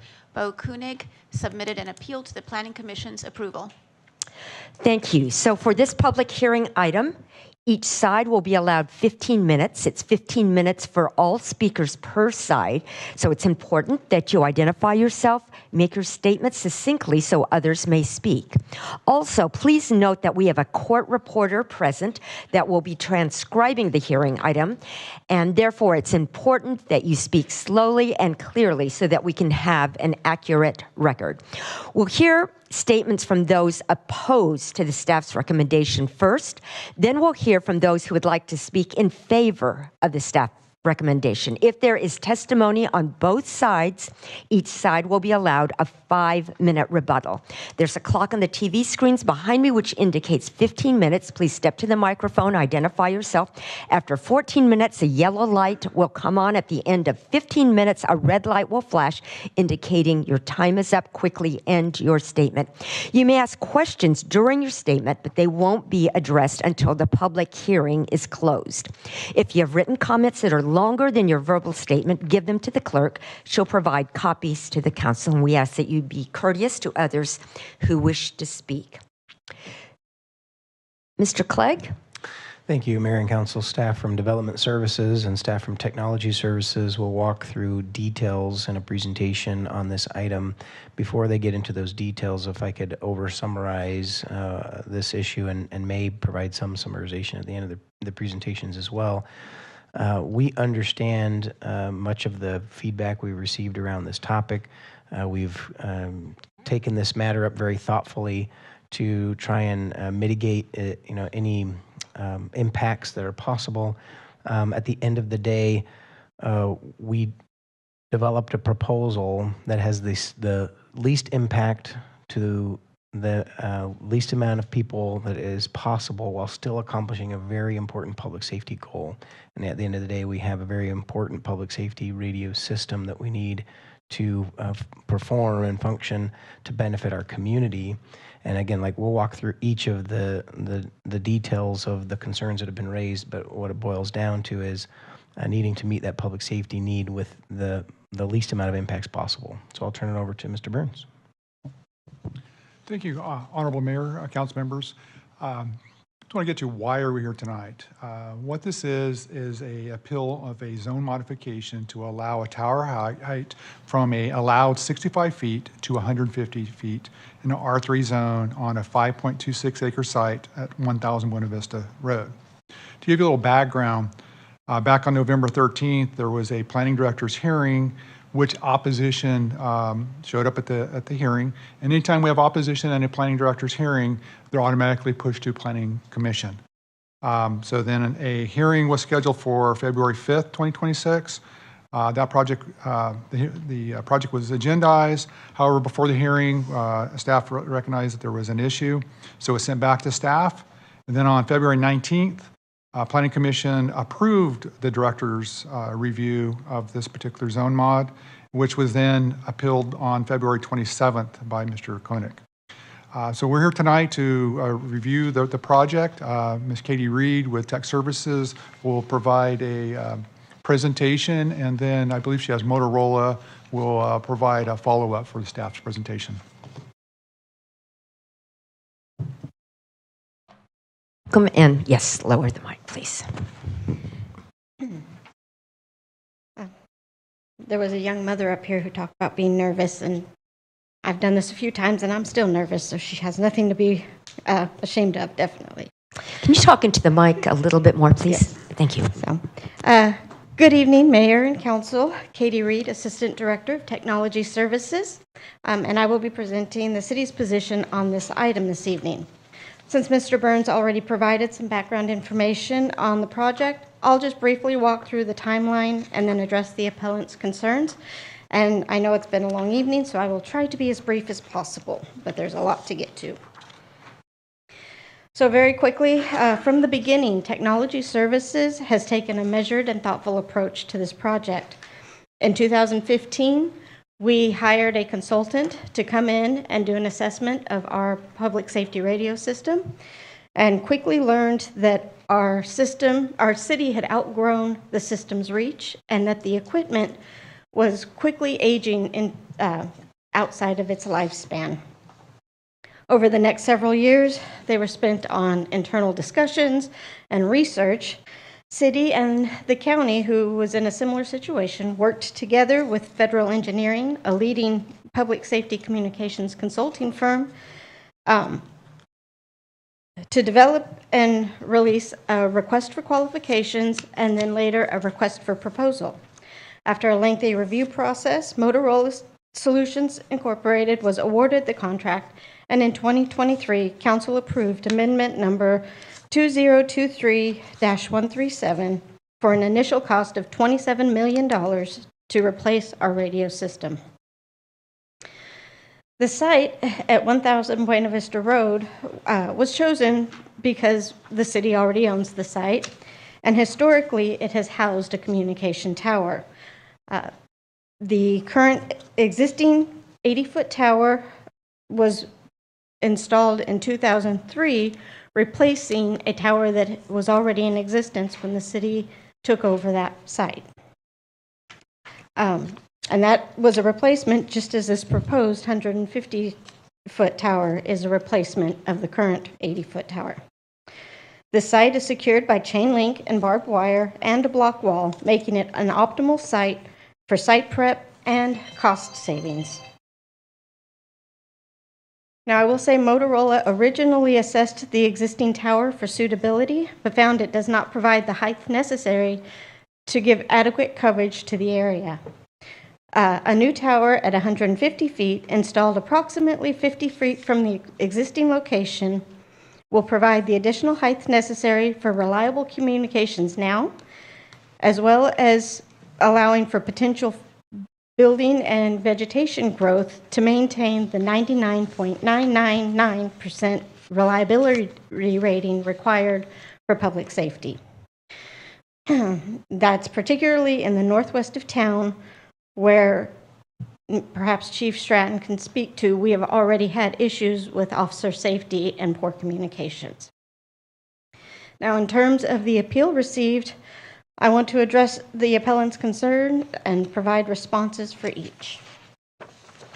So concern number one, health concerns for school children and neighborhood residents. I always do this. So I think sometimes it's hard to understand that we're not just city residents, our city employees. We are city residents. I myself, I live in the Northeast. My daughter graduated from Highland High School. We, just as the constituents who come and speak to your council, want healthy, vibrant neighborhoods, just as much as anybody else, which is why Technology Services brought in experts in the field to help partner with us on this project. All telecommunication systems are required to pass Federal Communication Commission's, or FCC, regulations for radio frequency emissions, or RF emissions, to ensure the safety of our neighborhoods and that this site meets those regulations. The city engaged an independent third-party firm to provide an emissions assessment of the site based on the planned equipment. At this time, I would like to invite Brady Weston up to discuss the assessment and how this site does meet the FCC standards. Brady is the project's systems engineer, and he has 16 years' experience in the public safety communications industry. Brady?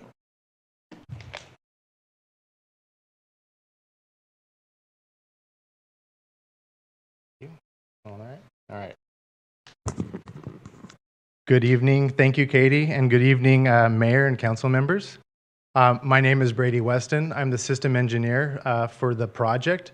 I've worked for Motorola for 16 years, built many systems in California and various parts of the country in the West.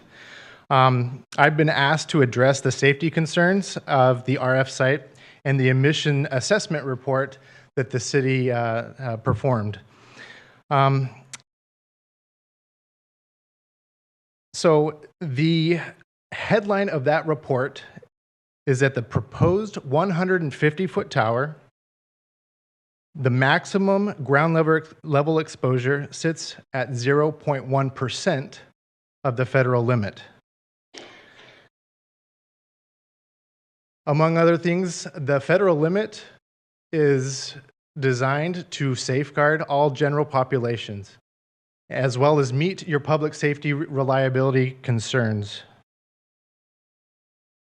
So ag water is, so I call it ag water, but it's the Buena Vista site. So our project calls it ag water. It's our name for that site. But the site at Buena Vista is an essential node to the city's public safety radio system. The 150-foot height is strictly required to clear environmental obstacles like mature trees growing in the area, giving us clear line of sight to adjacent towers in the city of Bakersfield. There are 6 other sites in the network that guarantee that our police, fire, and medical teams have continuous, uninterrupted radio coverage throughout Bakersfield during the life-critical emergencies that happen daily.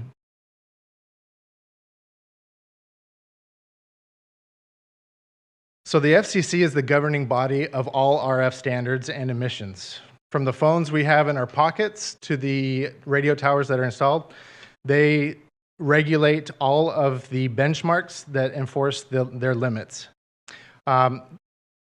In their terms, the general population benchmark enforces a mandatory 50-fold safety margin below any measurable tissue heating effects. This standard assumes continuous 24/7 lifetime exposure and is explicitly designed to protect the most vulnerable demographics, including children. Under the Telecommunications Act of 1996, local governments are expressly prohibited from regulating the placement of wireless facilities on the basis of RF environmental effects, provided the facility complies with FCC regulations. Now, for any citizen wishing to research these standards independently, the FCC maintains an open RF safety FAQ portal maintained by the Office of Engineering and Technology. This site translates complex physics into plain English answers. Now, anyone wishing to further research the topic can go to this website and click many of the questions that I'm going to answer here today. All right, concerning the project, so engineering as mitigation. So in RF engineering, height acts as the primary mitigation for RF exposure. Essentially, moving our antennas from the previously planned 80-foot tower up to 150 feet creates significant vertical separation from the public.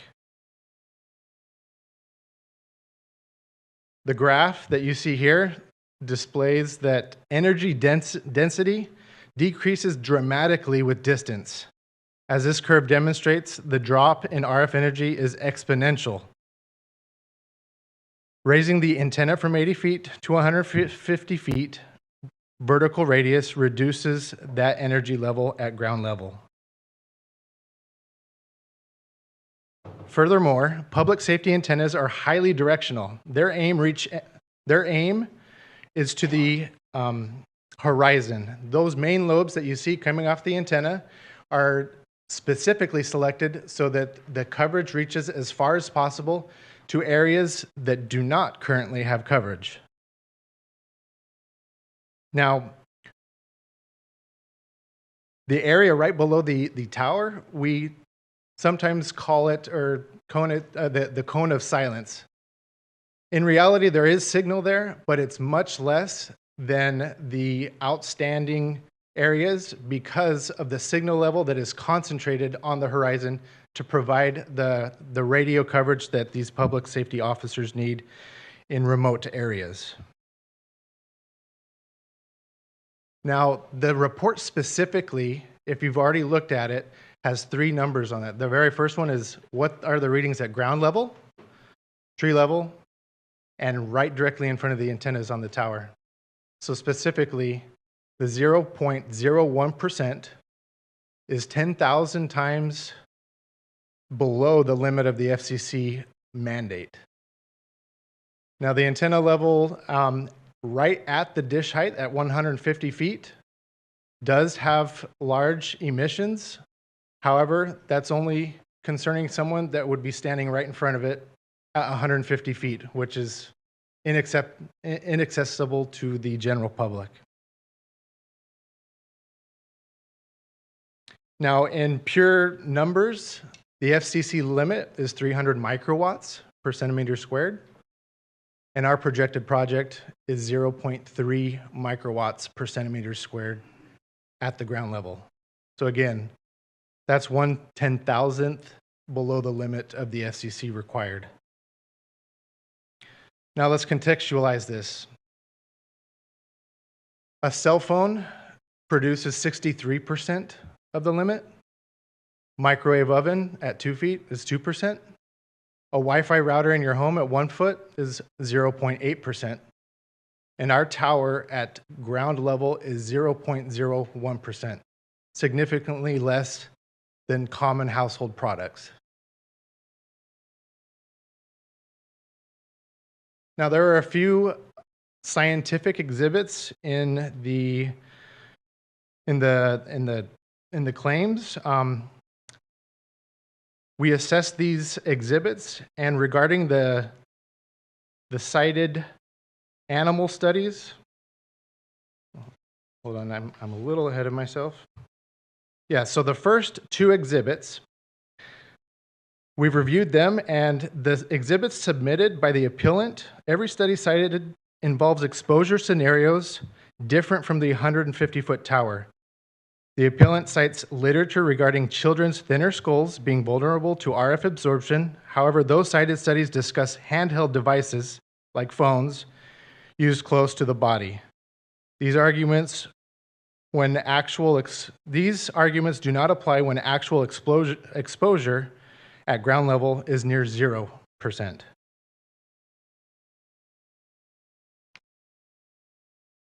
Now, the last scientific exhibits regarding cited animal studies, the National Toxicology Program subjected rats to whole body saturation in chambers. The lead scientist of those studies stated, quote unquote, these exposures cannot be compared directly to the exposure that humans experience. And then finally, Dr. Mayo's study evaluated a high exposure group receiving approximately 10 microwatts per square centimeter. Our facility ground emissions are roughly 1,000 times lower than that use case. I'll hand over the remainder of the time to Katie to address the remaining concerns.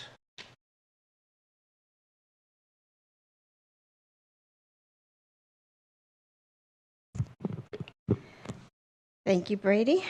We'll go through these next slides, hopefully relatively quickly. So the second concern in the appeal was inadequate notice of affected residents and violation of due process. The Bakersfield Municipal Code, Section 17.64-.050A outlines noticing requirements, but it does not qualify what those noticing requirements are based on project size or type. The city did comply with all notice requirements as outlined in this section of the municipal code. Concern number 3, constructive taking and diminution of property values. Simply approving this project does not constitute constructive taking. Whether a tower will diminish neighborhood property values is subjective and speculative, and there is no evidence provided to establish otherwise. Number 4, failure to make required findings. The whole purpose of the municipal code is to allow for non-standard projects such as this that do not fit neatly into the ordinances. The city properly applied these principles for the zone modification, which went through an application review process. Concern 5, improper CEQA exemptions. This project is exempt from CEQA because the tower is a replacement tower for what exists in the same site as the existing tower with substantially the same purpose and use. Therefore, the project is exempt. And the final concern, failure to consider alternative sites. From the start of the project, the plan was always to use existing sites where possible, as shifting to new site locations will increase costs and delays. However, after the Planning Commission, at the behest of the city, Motorola did conduct a preliminary review of potential alternate sites. As previously stated, reuse of the existing tower is not feasible at its height, as it will not provide the reliable coverage. And while the park at Riverwalk was identified as a viable solution, there are concerns regarding the location. It's widely recognized that the park at Riverwalk and the adjacent Kern River Parkway Trail are very high value jewels of the city for amenities. Excuse me. Both facilities are highly utilized by residents and visitors alike and are considered important community assets. The potential of having the tower located at the park would require careful consideration of potential impacts on public access, recreational opportunities, and the overall user experience. Given the public location of the tower at this location, there would be additional costs for security measures such as chain link fencing with razor wire and security camera installations. Should this council direct staff to relocate the tower, there would be impacts to both the project costs and the timelines. There are estimates provided here that are preliminary. The amendment that we would have to bring back to council would provide more detailed scope. Ultimately, we cannot sustain long-term delays without the risk of degradation to our current radio system. The current system is outdated. Sourcing replacement parts is difficult. Historically, we have had to purchase used parts from other cities or resorted to eBay. Police Chief Stratton can attest to issues we have already had in the Northwest regarding public officer safety. That was band-aided with a temporary tower, but that is not a full-time solution. And finally, we are reaching the end of life of our long-term lease through Chevron, who would like to have our equipment taken off of the tower. If we have to take our equipment off of their tower before this new system is in place, we will lose significant coverage on the north side of the city. So with that, I'd like to thank the mayor and council for listening to our presentation. I know it's already been a long night, and this is one more thing on your list. Staff is available for questions, as is our project management firm and our Thank you, Ms. contractor. Reed. We'll have to go to the public first. Thank you, Ms. Reed. Thank you, Mr. Weston, and I'll throw it back to City Manager Clegg. Very briefly, Mayor and Council, I just wanted to reiterate that the procedural or process considerations or concerns that had been raised have all been addressed. And we took very seriously the concerns raised about health, but as was laid out very clearly, the emissions exposure is almost zero, particularly compared to cell phones, which are 63% of the daily limit of emissions that one should receive. This tower, for our families and children in particular, does not pose a threat. Their cell phones do. And ultimately, we recognize that there are some aesthetic considerations with this project. I think that's really what it boils down to. But it's about, again, providing a public safety critical need and limiting the aesthetic impositions to as little as possible, which this site does above all other sites. Thank you. Thank you, Mr. Clegg. I've received 4 cards, public speaker request cards, and I just want to confirm that they're all in opposition before I open the hearing. Is anybody who submitted a card in favor? Okay. So at this time, public hearing item 8A is open. Is there anyone who would like to speak in opposition to staff's recommendation? This would be the time to come. So, City Clerk, please call the first speaker. Jim Foreman.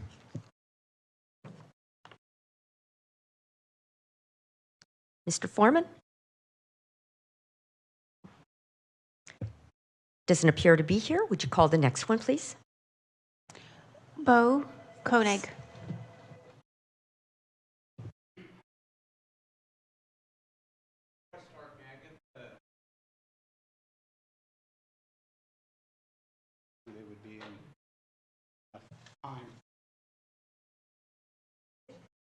City Clerk, would you read those? My copy is very hard to read. Mark Merrifield and Kristen Zabin.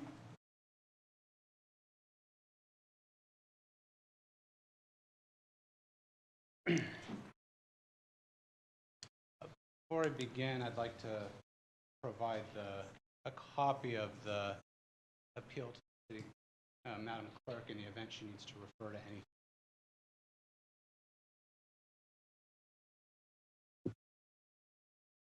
And I also... Would you please speak into the microphone because we have a court reporter here? I also wasn't aware that I couldn't present photos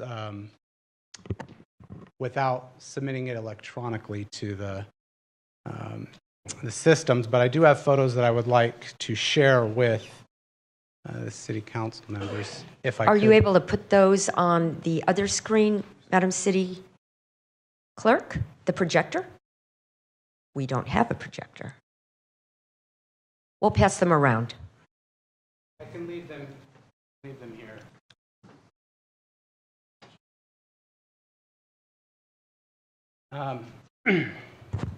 Sorry, I didn't know the clock was already starting. Good evening, Mayor Go and members of the City Council. My name is Bo Koenig. I live at 10922 Roslyn Lane. I am one of the 6 noticed residents that are within the 300-foot radius of this new proposed tower. My appeal is at pages 1387 through 1518 of tonight's packet. I want to be very clear up front. I fully support the modernization of Bakersfield's public safety radio system. What I'm asking you to do tonight is enforce the city's own ordinance and the CEQA, neither of which permits approval of the project at this location on the record that staff has put in front of you. Before I get into the CEQA argument, one of the main consensus we all have here tonight is to further the investment and prosperity of our city. And I think everybody here is on board with that. This project is a nearly $30 million project with approximately 7 of these towers going up around the county. It's a significant investment, and it's something that we would want to get a return on investment with. The current tower was in place, approximately maybe 30 years ago. The area was not densely populated. We've grown west significantly since then, and the technology has become outdated, which needs replacement. So when we're about to put up a new tower, which is purportedly multiple millions of dollars, we want to make sure that we are going to get a future return on investment over the decades to come. We don't know what technology is going to come down the road, but we do know that that school is potentially never going to move. Those homes right there, the residential community, is not going to move. These things are all stationary, but what does move is technology and return on investment over time. In other words, we don't want to be limited on things we might come across 10 or 15 years from now if laws change and decide that these things can't be near a school.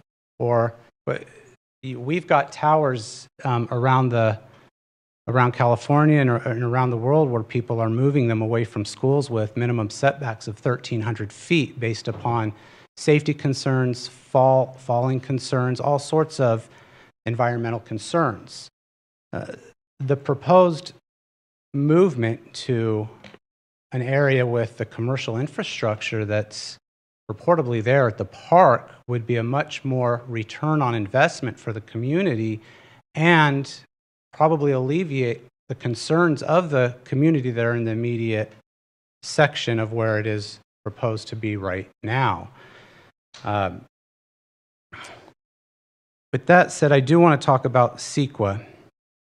At page 1363 of the packet, staff invokes CEQA guidelines, section 15302. The Class 2 categorical exemption for replacement or reconstruction of existing structure with substantially the same purpose and capacity. However, several pages earlier on 1358, the same staff report tells you this new system will eventually provide coverage across Kern County. That's significantly different than the system that is there right now. That is materially a larger purpose and capacity than the existing on-site facility, just by definition. A 150-foot lattice tower with a new generator, new equipment shelter, and county-wide reach is not a replacement of what there is there today. It's a new tower, it's a new commercial infrastructure going in. Staff cites Dane versus County of Santa Clarita, but Dane only allows component level monetization while overall purpose and capacity stay the same. Staff's own description on page 1358 takes this project outside of Dane.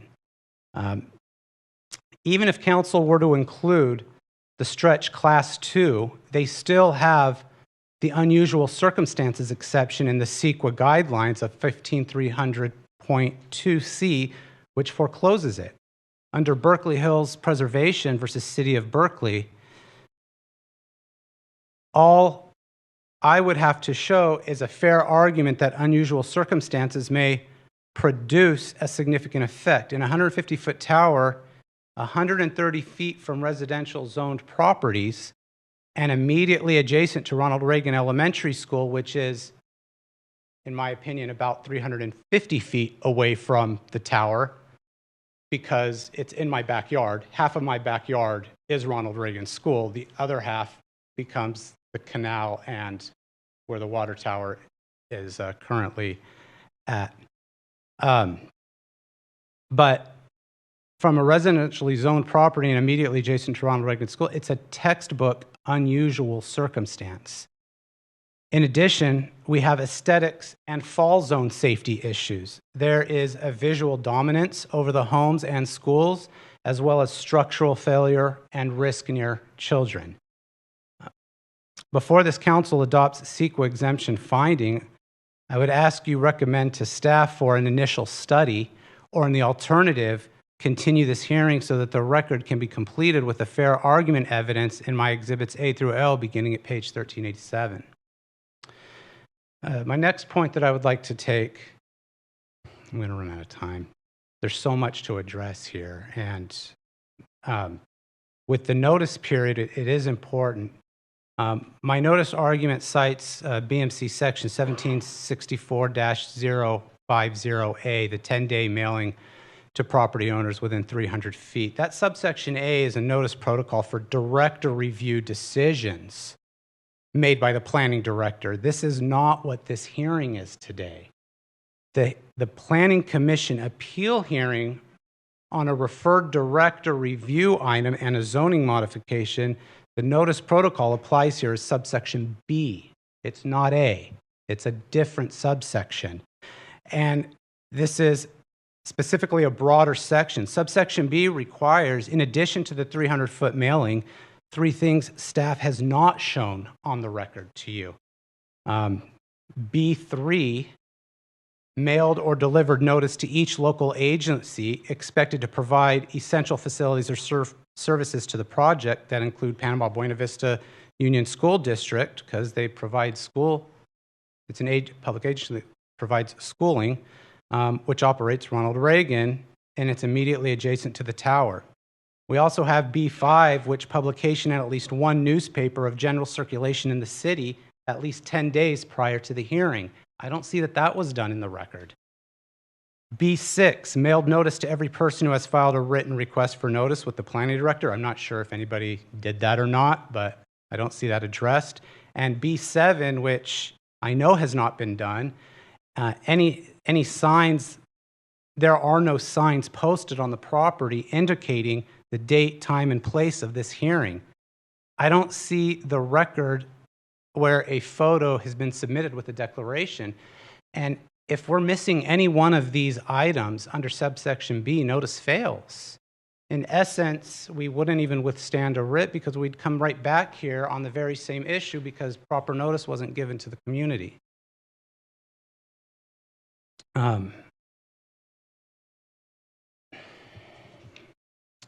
The findings on page 1368, they're all conclusory. That will not survive a writ review. The draft resolution at page 1367 through 69 recites BMC sections 1764-060B, finding in conclusory form. That modification will not be materially detrimental and that the necessary, and it's not inconsistent with general plan in the code.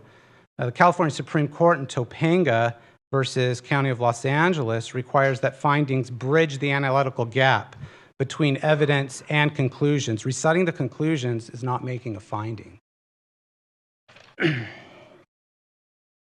On this site, what record evidence supports a finding that a tower more than twice the 65-foot height limit in BMC 1759-03B2 and cited 130 feet from residentially zoned property where the baseline standard is 300 feet. We are approximately two-thirds closer than the baseline to residential properties. It is, and that's not materially detrimental. On page 1361, staff acknowledges that the tower is approximately 132 feet from residential zoned property. There is no analysis of why this departure from 2 substantive standards is not detrimental.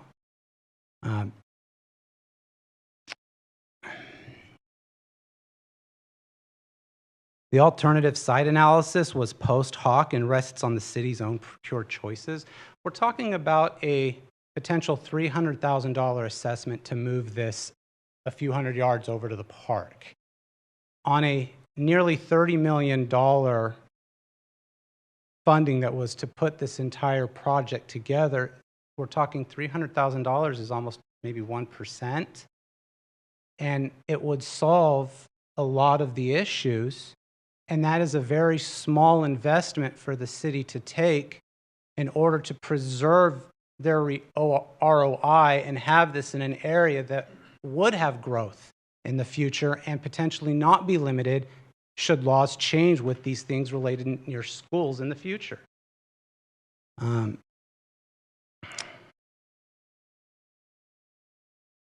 going to go ahead and just ask three things. I'm going to skip over some of the other stuff because I need to leave time for my fellow colleagues. 6 homes were noticed. We have 4 of those people here out of the 6. One of the homes, the individual I think just moved in. I couldn't even get in contact with them. They're not there on a regular basis. And the other individual had to leave early tonight for his children. He didn't know it was going to take this long. But I would ask to do 3 things tonight in order of preference: grant the appeal and direct staff to relocate the tower to a non-residential parcel, most likely Riverwalk, and prepare the appropriate CEQA review. Remand the Planning Commission direction to prepare an initial study under CEQA, conduct a genuine alternative site analysis, and make findings tied to the record under Topanga. And 3, continue this hearing for proof of the record that the city has complied with full sections of notice protocol and for a fair argument evidence in my appeal to be addressed. I have submitted some pictures to you of what this will potentially look like. I don't see it constructed yet, but it's a massive thing to put in somebody's backyard and right near the school. Thank you for your time. Thank you, Mr. Koenig. Would you please give your written comments to the city clerk? And we do have copies for the record of the photos that you submitted. We have 1 minute and 30 seconds. Is there somebody that you would wish on your team to speak?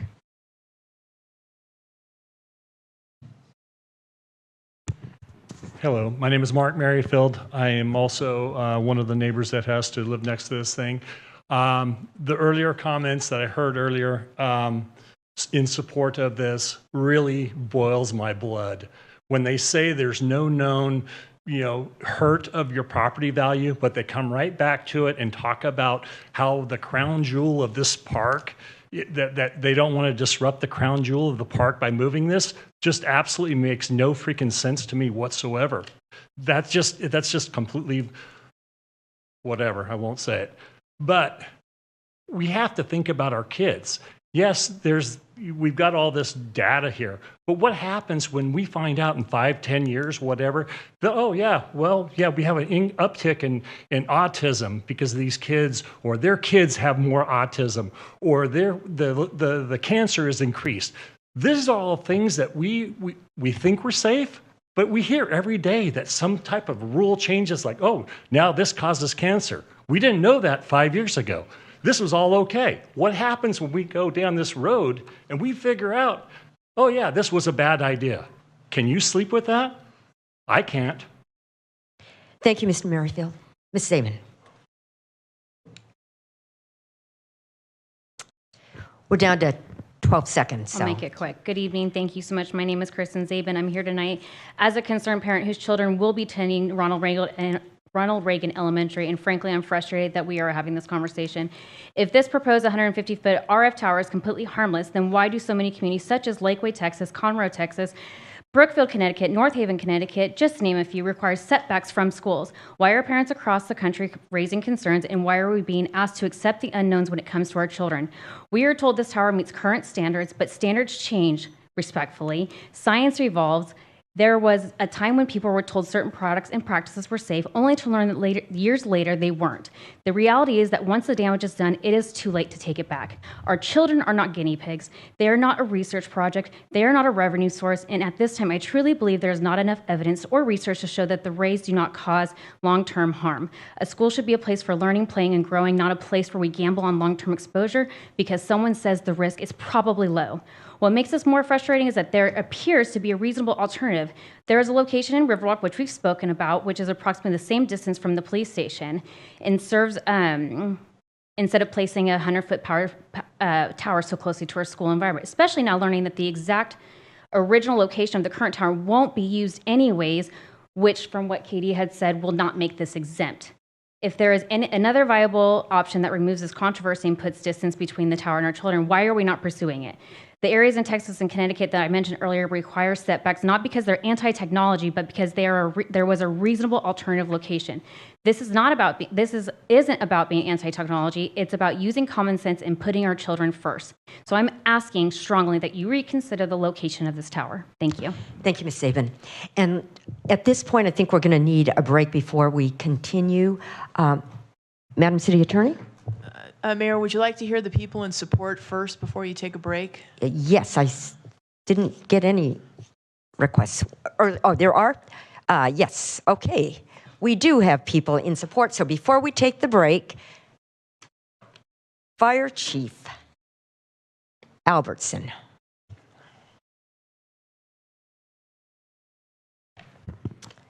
Good evening, Honorable Mayor and City Council. I appreciate the opportunity to speak on this.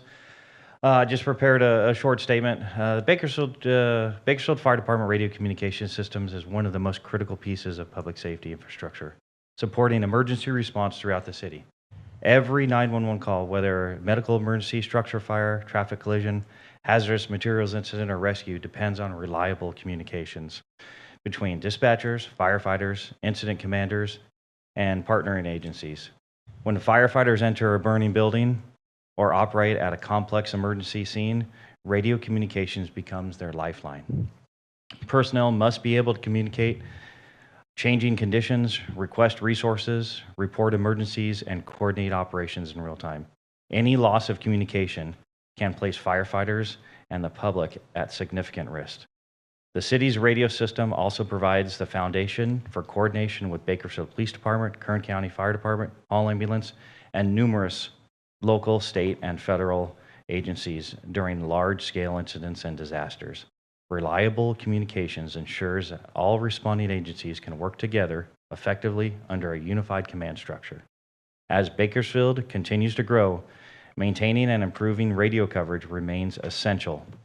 Existing infrastructure must be modernized to address aging equipment, improve system reliability, and provide redundancy during emergencies, and enhance coverage in areas where communication challenges exist. These improvements help ensure emergency responders can communicate clearly and consistently throughout the community, invest in radio communication systems, and invest in firefighter safety. Emergency response effectiveness and public safety, it helps ensure that when residents call 911, the personnel responding to their emergency have communication tools necessary to protect lives and property. Simply, radio communications are not a convenience.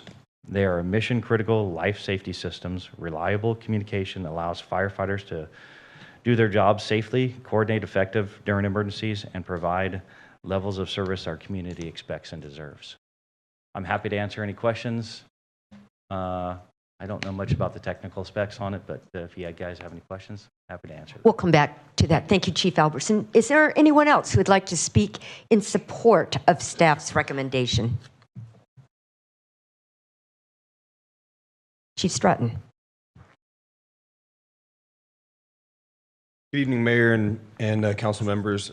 Similar to Chief Albertson, I just want to extend the police department's support of this radio project. Public safety relies on communication. Each of our officers every day utilize the radios to serve the people of our community. We need these radio communications to be able to communicate with the fire department as well as allied agencies. As our infrastructure is aging and as our city is continuing to grow, there's been a variety of instances, some that I've personally experienced, where we're trying to get out radio communications and we don't have the ability to be able to communicate. Ms. Reed referenced incidents that we've had of very violent incidents where our officers have actually been shot and not been able to relay critical information about a person who's actively shooting in a neighborhood to responding officers. So we've definitely, this is something that absolutely impacts public safety, and we're in support of seeing this radio system project move forward. Thank you. Thank you, Chief Stratton. Anyone else who'd like to speak in support of staff's recommendation? Seeing none, before we go on the break, we now have an opportunity for rebuttal. So there's a 5-minute rebuttal. Would anybody like to speak in opposition as a rebuttal?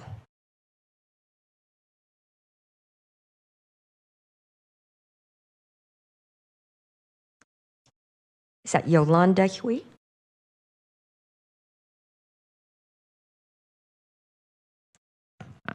Welcome. Hello. Mayor and member of City Council. I totally agree with my neighborhood. What he said that, we have is like my concern is like it would be directly affect to our home, and then it would be affect to our student and family and neighborhood, the property value and generator noise, and also location, environment, and the review. And all the main thing is our concern is like for health, safety, and the environment for everyone. So we are totally agree with all our neighborhood, the way they set. So we are not agree with this project for that. Thank you. Thank you, Ms. Hui. Yeah, thank you for your time and consultation. Thank you. Thank you. Anyone else speaking to rebut in opposition?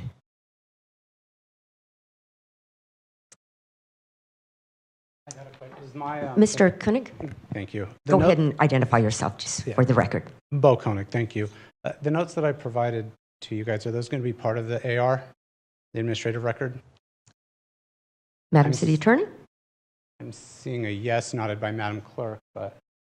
Everything that you submitted is part of the record, yes. Okay. I want to point out that I'm in agreement. The project's great. Nobody here that I can see is opposing the new towers going up around the city. I think what we're here is saying, let's move this one to a more utilized spot that's better for everyone. It's better for the city. It's better for the children. It's better for the residential community. And I have a feeling if this goes back out noticed properly, you will get a more influx of people with opinions in opposition for this. And I think that's what we're really after. What does Bakersfield want? And I think we all want the same thing. I just think that this particular location is not the solution. I'm sorry that they started this a long time ago, but they just brought it to our attention at the 11th hour. And so if they are going to piggyback off of, well, we're so far along in the process, that's not our fault. We had no idea this was going in. We could have given our opinion much sooner, and we could have put all the resources and save money into possibly a better spot. And so we strongly oppose the location. If you guys do have a chance to drive out there, this thing will just massively be seen over trees by twofold. And I think they're even trying to take out the trees that are around the current spot that are fully grown, which is even going to make this thing even more visible. Here we are planting trees throughout the entire city, and they're taking them out where it's actually hiding the aesthetic monster per se. But no matter what trees we do put in, they won't come up to the height of this thing, and this thing will never fit in where it's proposed to go. With that said, I thank you for your time. Thank you, Mr. Koenig. Anyone else wishing to rebut in opposition to staff's recommendation? Seeing none, is there anyone who wishes to rebut in support of staff's recommendation? Seeing none, I'll close the public hearing and return it to council for comment and action after our break. So let's take 10 minutes now. Thank you.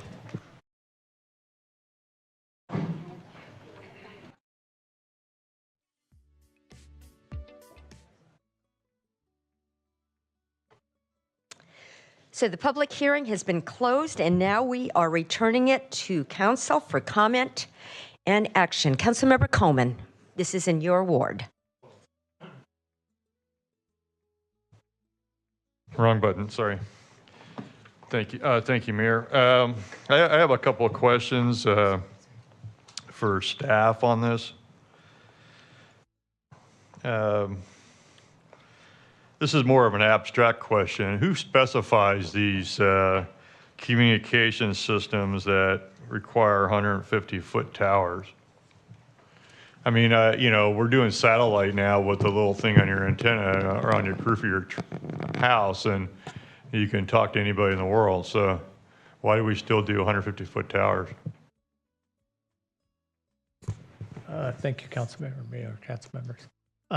Those specifications are engineered by the Land Mobile Radio company that we contracted with, which would be Motorola Solutions Incorporated, based off of distance from one tower to the next, bandwidth of the radios, and area of coverage. So essentially, it is a system that would be owned in part with the city, part with the county, working holistically together, providing countywide communications. And that's how land mobile radio works, rather than satellite radio for your phone or cellular communications where you have smaller towers on the side of the buildings and so forth. But if you want maybe specific answers, I don't know if, okay.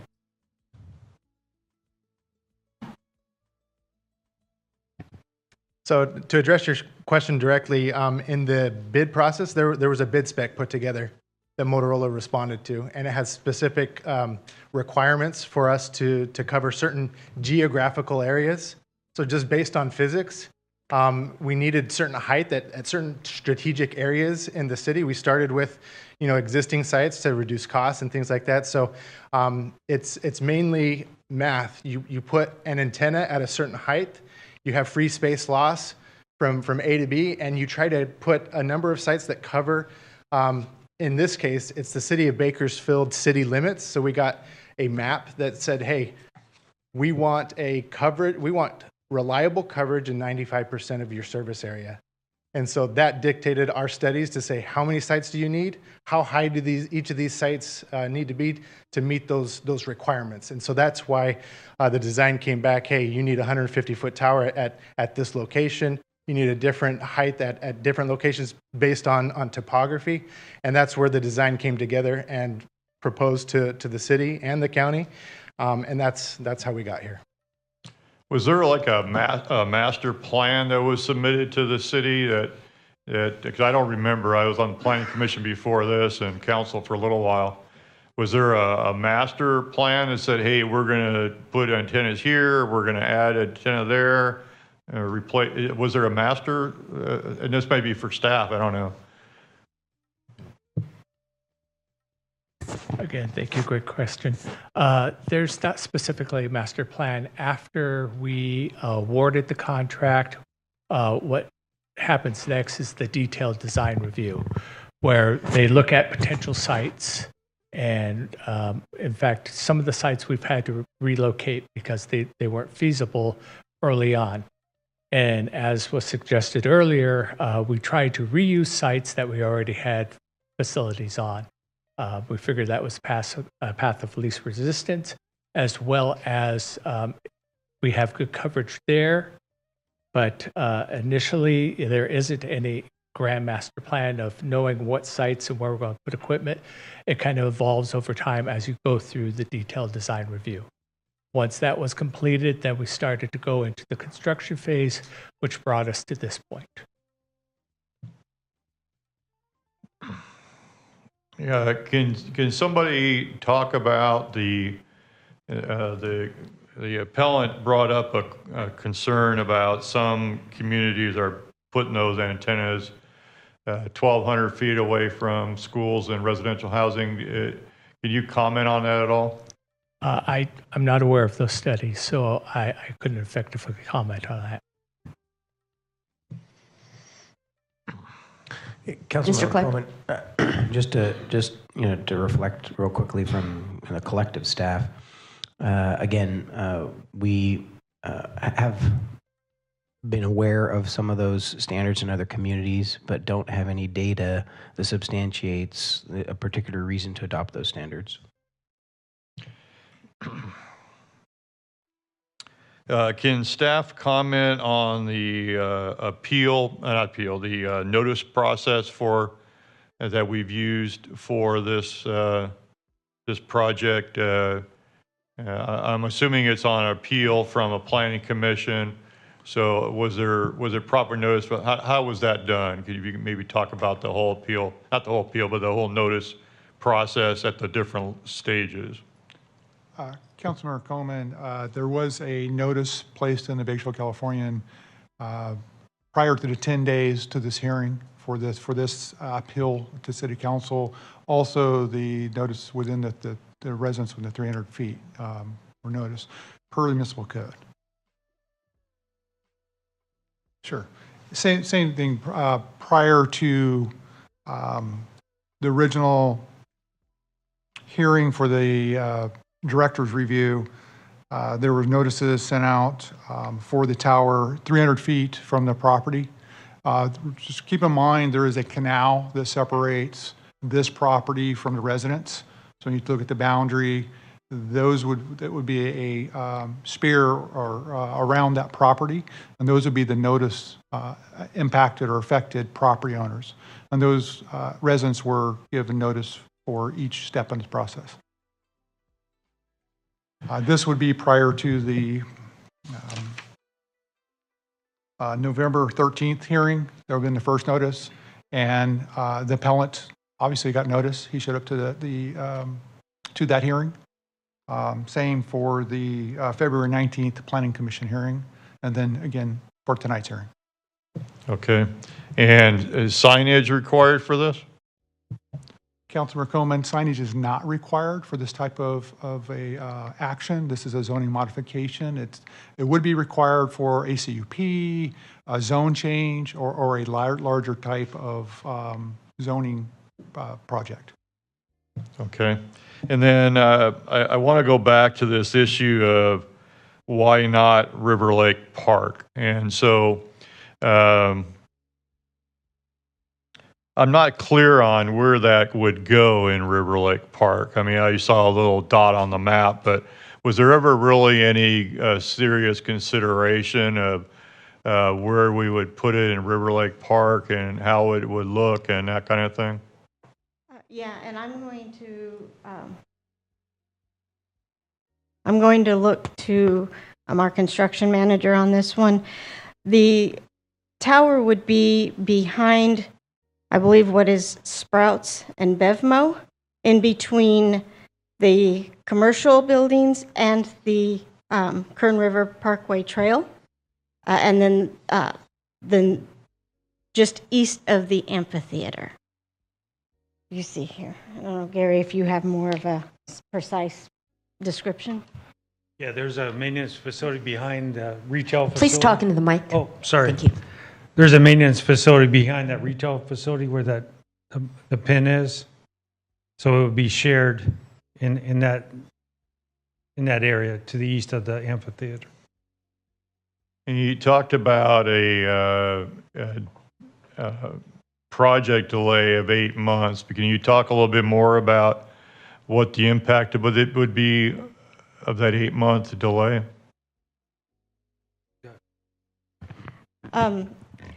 The impacts would be that our system will continue to degrade. We have a lease with Chevron right now. They have graciously extended that lease for us with the expectation that we would be live at the end of 2027. So that because they want to have that tower and building that the building that we are in for our batteries and everything to be demolished So they've already extended that once for us, about a year. And so the goal is to be off of our existing system by the end of 2027. See, I'm really confused because we talk about building this on property the city owns, but we don't own the building that's there? That particular tower is owned by Chevron. The building is owned by Chevron. That is the lease. That is a different site than this. There are multiple sites. Currently, there are 10 sites on our radio system. And that is one of the 10 sites that run our current system. The new system will have 6 sites covering just the city of Bakersfield. I believe the appellant said that it's going to cover county. These sites will not cover county. It is just a small part, phase 1, of a larger project. But these sites will only cover the city of Bakersfield. All right, I'm confused about that, but I don't think that's really relevant to this discussion so much. But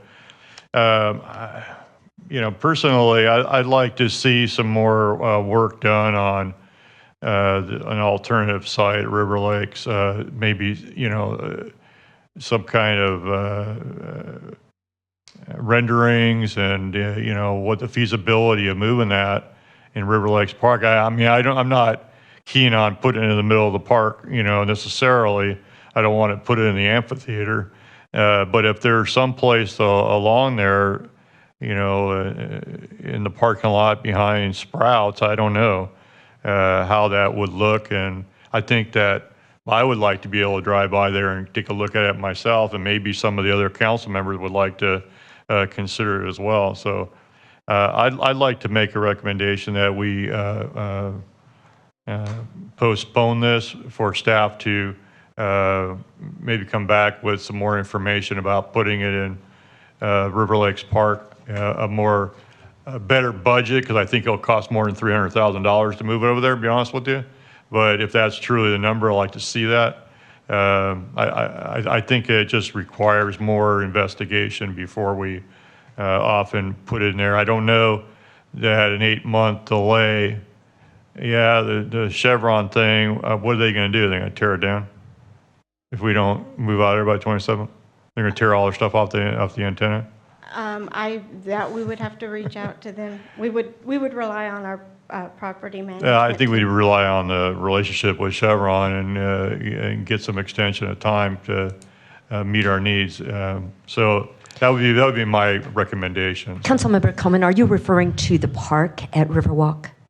I'm talking to you that whatever it is behind the building. Am I calling it something else? Yes. I always do that. I always call it That's okay. That's River all right. Lakes. And yeah, okay. So behind Sprouts, whatever that is right there. Yes. Yeah, so that would be my recommendation. So. Madam City Attorney, would you like to make some comments? Yes, Mayor, Councilmember Coleman, if you could refer it to a specific date, that would be beneficial. I'm looking at my calendar, and I think to give staff until August the 5th would help. There's only one meeting in July 15th. But if you could continue it to a specific date, that would be beneficial. Is August 5th substantial enough for staff to be able to reply knowledgeably? Knowledgeably, is that a word? Yeah. Yes, Sorry. yes, council member. I'm sorry. Yes. I think the answer is yes. Okay, I'm sorry. Councilmember. Okay, I can't look and listen at the same time. So a motion to continue for council direction and action to August the 5th is the motion by Councilmember Coleman. Yes, thank you. Thank you. Councilmember Gonzalez. Thank you, Mayor. So the question then for staff to answer is the alternative site and whether or not that's actually viable, correct? Mayor, Councilmember Gonzalez, that I think would be one component of it. I'd like to look at the packet that was submitted by the appellant and make sure that all of those issues are properly addressed for the council and the community. Okay. And anything else you think is relevant. Yeah, well, one of the requests I had was someone provided us renderings of the actual 150-foot tower, and it looked really disproportionate to the 80-foot tower. And I just wondered if staff might be able to provide some renderings to council so that we can get a better sense of what the actual visual impact is. To scale, I would to imagine. scale, yeah. Thank you. And in relation to the existing structure. Mr. Clegg? Yes, we can do that. Thank you. Okay, great. And, I just want to say, someone asked a question about concerns for children's safety and can we sleep at night with that. And my answer is no, I can't.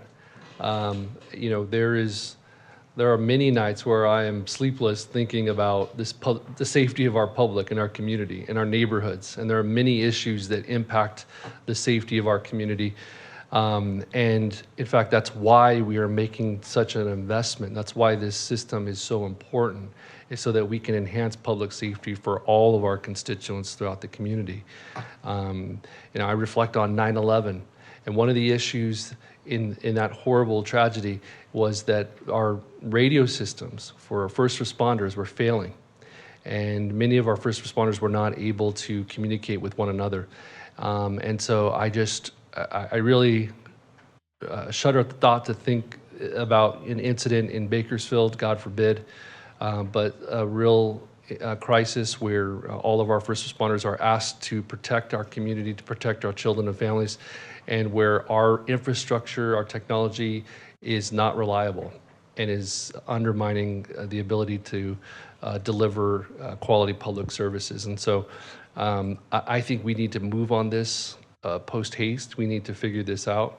I respect Councilmember Coleman's request to defer this to August 5th, and I'll support that. But I do believe that the council needs to make a decision as quickly as possible. Thanks. Thank you, Vice Mayor. Thank you, Mayor, and thank you, Councilmember Coleman, for the additional questions. I had the same question as Councilmember Gonzalez. When this item comes back, can we see some renderings that would show kind of comparing current to proposed, no matter the location, no matter if it's Riverwalk or in this proposed location? Those would be very helpful to see as visuals. And if the tower will look exactly as is now, like structurally, aesthetically, colors, that sort of thing, like what can we have that rendering mimic as closely as possible what this new tower could look like? There was a question about, Councilmember Coleman asked how site evaluation works. I think what's helpful usually is these are the sites that were eliminated, they didn't work. I understand that this is a current site and we're just moving it slightly, but if there was something beyond even the Riverwalk site, if that was a part of the conversation, since we're not privy to that, it would be helpful just to see that in the list form.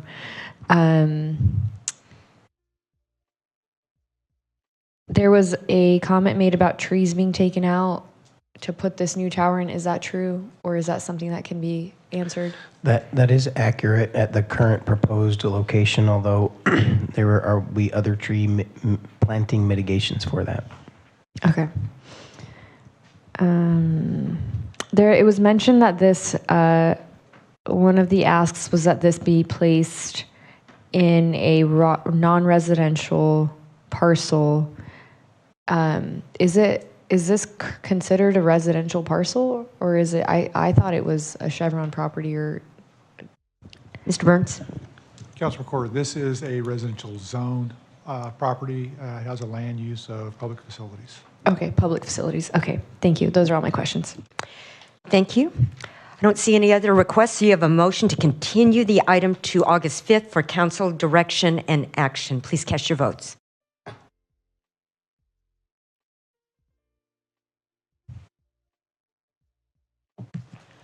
Motion is approved with Councilmember Smith absent. Thank you. And next item, please.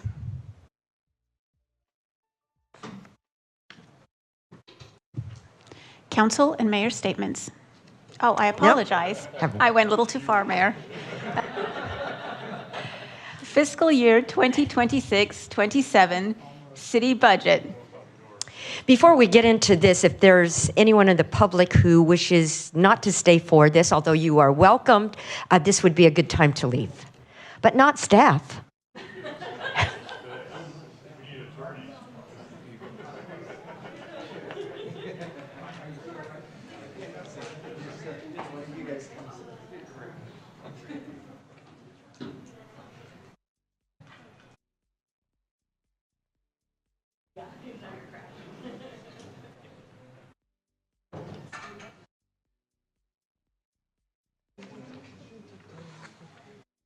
Right, you can go shake hands outside if you'd like to do that. And with the last person out, just please close the door.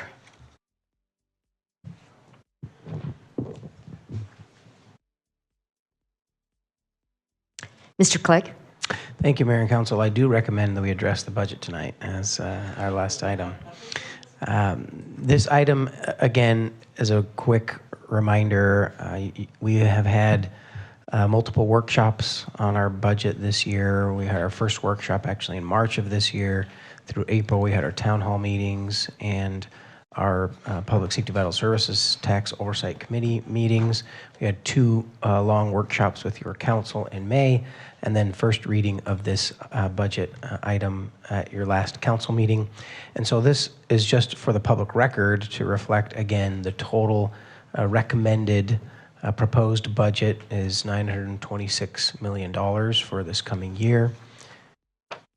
I would reflect that the conversation at our last meeting was that there was several comments around some of those optional additional capital improvement items that the direction coming out of the final budget workshop was to create a contingency for future consideration of optional capital improvement projects. I sensed council interest in reviewing some of those options at this meeting, and so, for example, the spay and neuter services, as well as the urban canopy expansion, were two items that were on your optional list that aren't appropriated currently in the proposed budget, but your council could include in a budget motion tonight to make some adjustments from this list of optional. This is the general fund optional items. And then there were also some optional items that were in the PSVS capital fund. And those two funds combined were just short of $5 million. But your council, again, does not need to take action on all of that. In fact, I think it was wise to make a determination to put some of that in a contingency for future consideration. But if there's a few of those items tonight, those could be included, but it would, again, require a specific motion. And then the other item that was a particular point of discussion was whether or not to put the fire rescue back into the budget. As it currently is proposed in front of you for adoption, does not include the fire rescue. With that, I'm happy to answer any questions on your budget. Thank you, Mr. Clegg.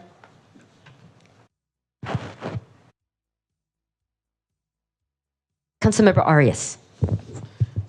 Thank you, Mayor. I'll try to be brief. I know we've talked about this a number of times, but just always want to, take a step back and reflect on the process, and just want to give kudos to staff for, putting this together in a rather tough financial, economic year.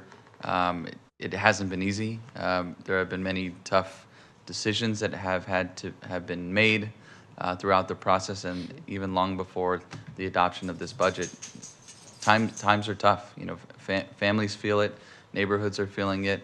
We at the city too are feeling it, and I think that I just want to give kudos to Randy, City Manager Clegg, for getting creative and figuring out ways to be able to continue to deliver on the services for the community. So thank you. Also want to give kudos to both my colleagues and staff for hosting several town halls throughout the community. I think it's a step in the right direction to try and garner feedback. There's always room to improve those processes, and I think we could have done perhaps a better job at doing that outreach. But I think the fact that we are starting to engage the public in community spaces that are in their neighborhoods, I think is a meaningful step in the right direction. With regard to the budget and specifically the capital outlay projects, I just had 2 points of clarification when it comes to, I believe it's slide 4, the PSVS fund capital outlay projects. There are 2 line items that are really important to my district, and I'm looking for them now. Maybe it's not there actually. But the PARI account. That, Councilmember Arias, if I may, the PARI account, is it part of the recommended CIPs? So it's not in the additional list. Okay.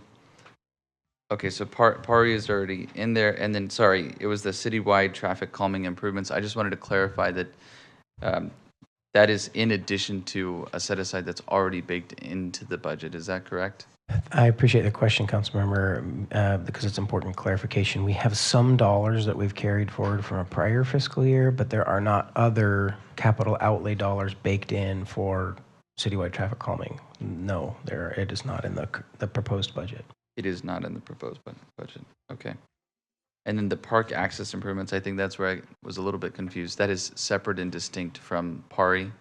It is, and I would reflect that we've made access improvements, meaning we've improved sidewalks and parking lots to make our parks more accessible to the broader public.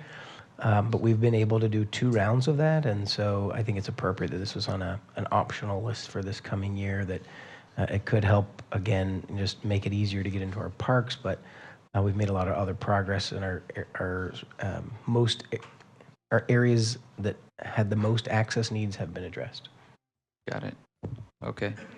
I appreciate those responses. I think generally speaking, this is a well-balanced budget.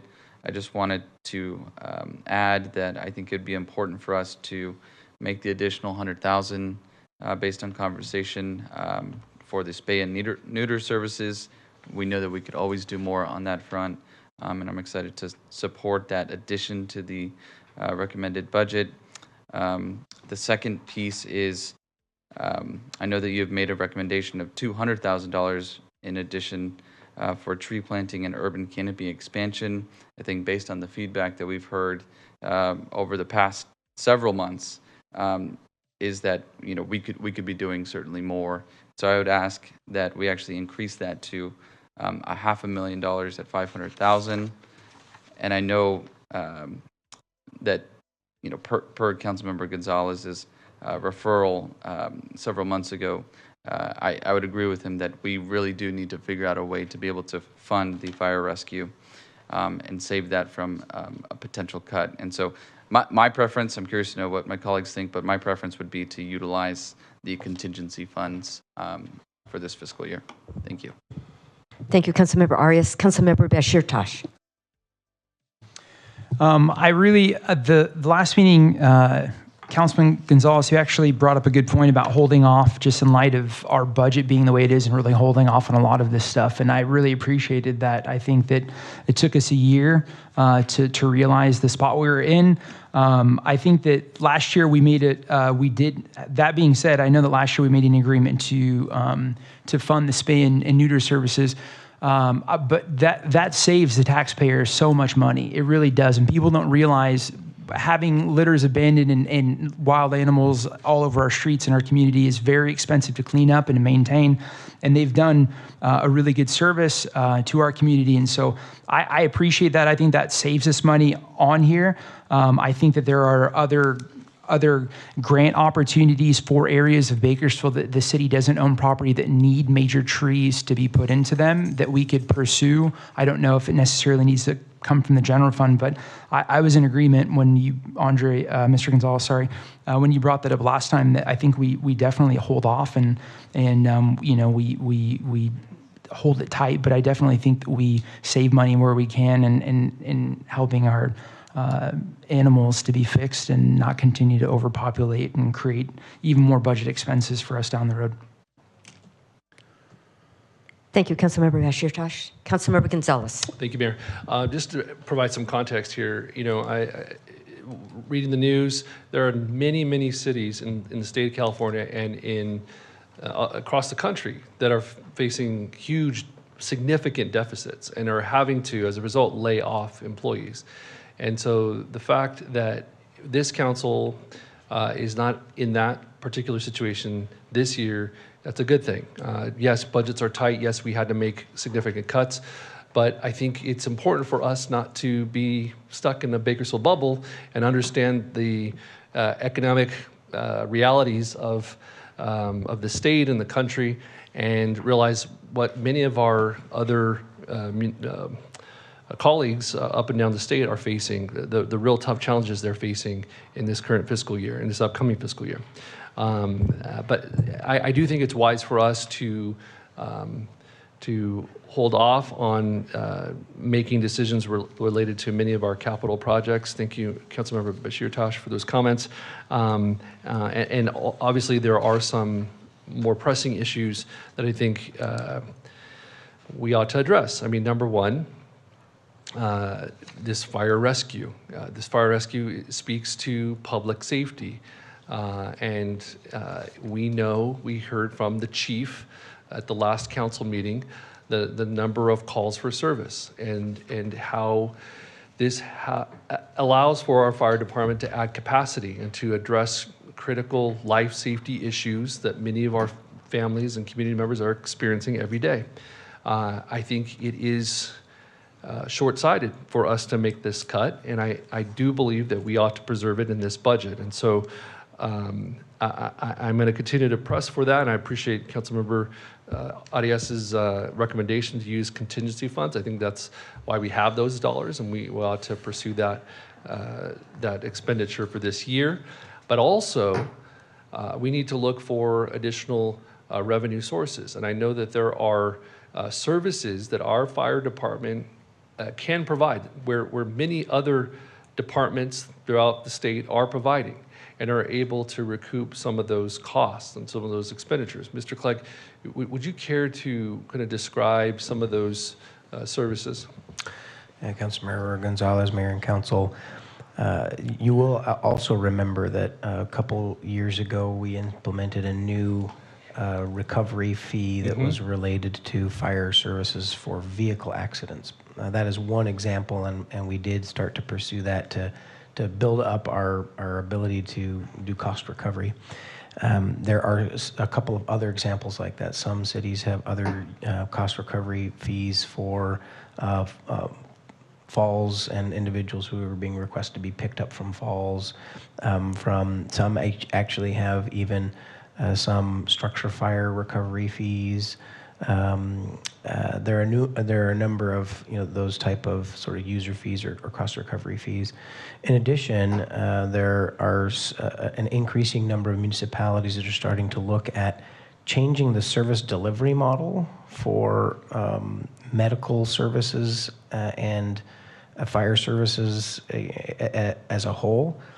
Historically, fire departments were built for fire suppression principally.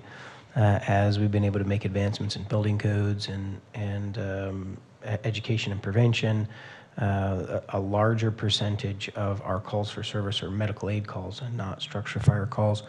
And so some cities are looking at how do you adjust your service delivery model to include some dedicated resources for those medical calls, but also seek cost recovery from some of those medical calls, even including some medical services rendered or transport for individuals who need to go to care facilities, hospitals that have been transported by municipalities. And currently, we're in an environment where sometimes there isn't the greatest efficiency in our service delivery model, and it's a large consideration to take a look at that.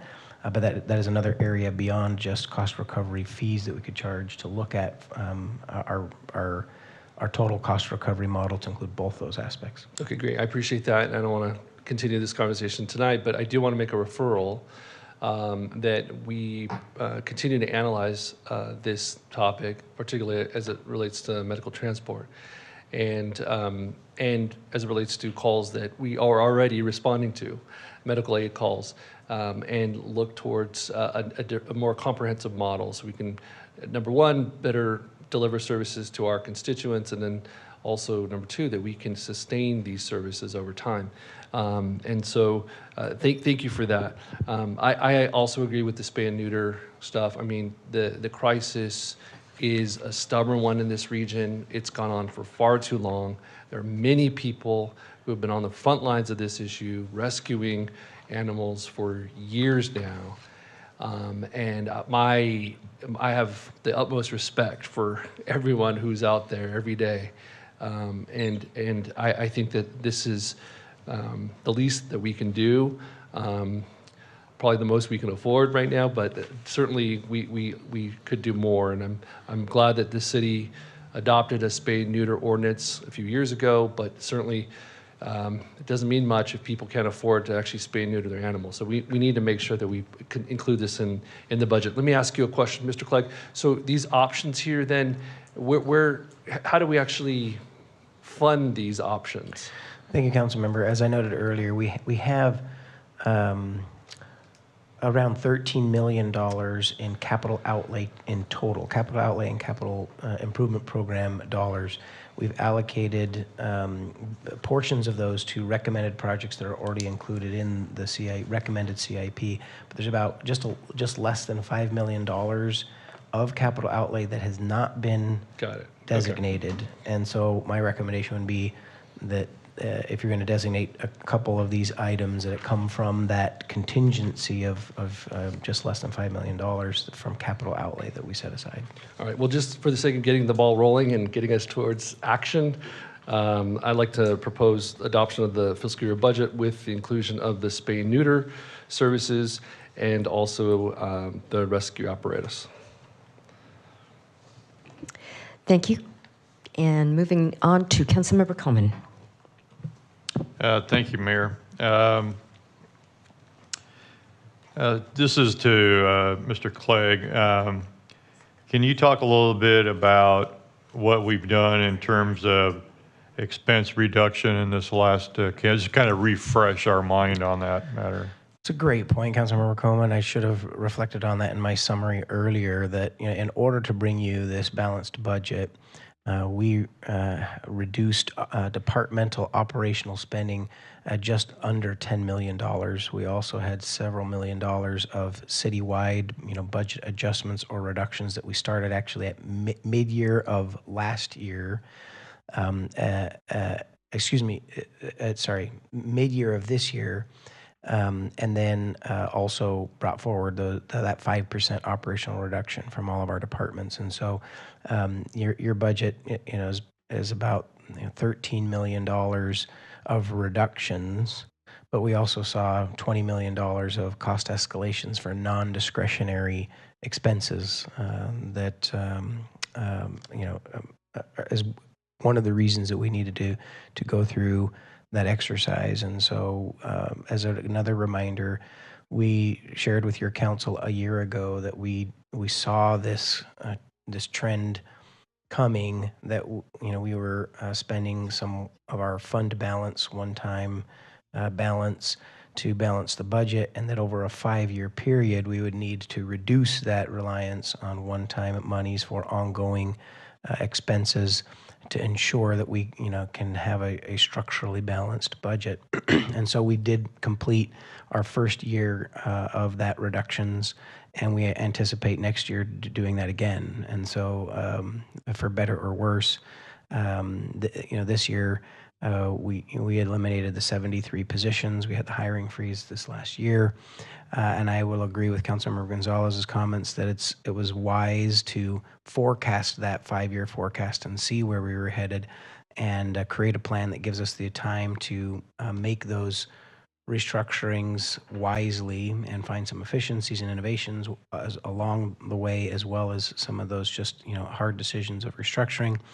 And stay ahead of that issue, as opposed to finding ourselves in just a really bad spot where there's even harder layoffs. So with those reductions, we did bring you that balanced budget that again, continues to focus on higher priorities and minimizing the service level impacts to our also community priorities. But we did have to make those reductions. Okay, thank you. So what you said is that you reduced expenses by $13 million, but our overall cost escalated by $20 million. That is correct. So there's a $7 million spread there.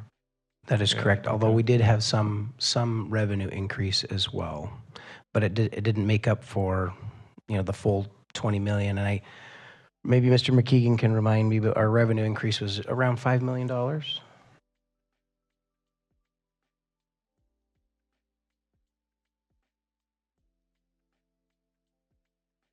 Good evening, Council. Randy McKeegan, Finance Director. So the general fund revenue actually increased after our updated numbers was closer to $8 million. But to say that's going to continue on to next year is a challenge. So, but yeah, it initially projected out at 5, but it moved up to 8 when we got updated sales tax revenue. All right. So if our expenses, if we made 13 million in cuts, but our other costs escalated 20 million, that's 7 million, but you have 8 million more revenue, so we're still ahead $1 million. Okay. I would not. I what wouldn't I'm really want to get after is how these changes that Councilmember Gonzalez and Councilmember Arias propose, how it affects the overall budget. And it looks like it adds about $1.6 million to the budget, but we're ahead $1 million. So does that mean? I think that.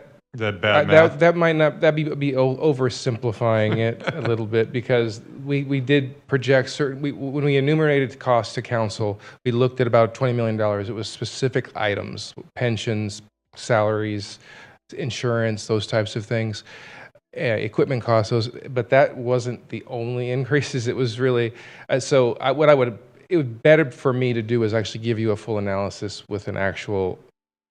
Of a comparison of what the final budget looks like with the revenues and expenditures, and we don't have that prepared, but I can give that to council just to show you. I don't need the exact numbers. But beyond, to your question, I'm sorry to interrupt you, but to your question, the $1.6 million would have to come out of contingency, and if those are going to be ongoing costs, specifically the rescue costs are an ongoing cost. It begs the question of what's the next round going to look like. And so that's the point I was trying to get to, is that, we can justify these things, but, it sounds like we made a good start this year with reducing expenses and trying to get control of some of these things. And we took the low-hanging fruit, just didn't fill some positions, and we made it all work. But in order to meet that long-term goal, we're going to have to start making tougher decisions going forward. So if it's not these things, then what things are we willing to give up in the future? Councilmember Weir talked about, the growing budget, and we need to stop spending. And, to some degree that's true, and we're trying to do that. We're cutting expenses here, but we're spending it over there. So the only thing I'll ask council members is, if we're not going to cut these things, then what things are we going to cut? Because you heard people come in here today. They talked about the animals, the trees, the water. So it's just all these things that people want, and it's our duty to provide those to the degree we can. But we have this relatively flat revenues with increasing expenses, so we need to keep making cuts in the future.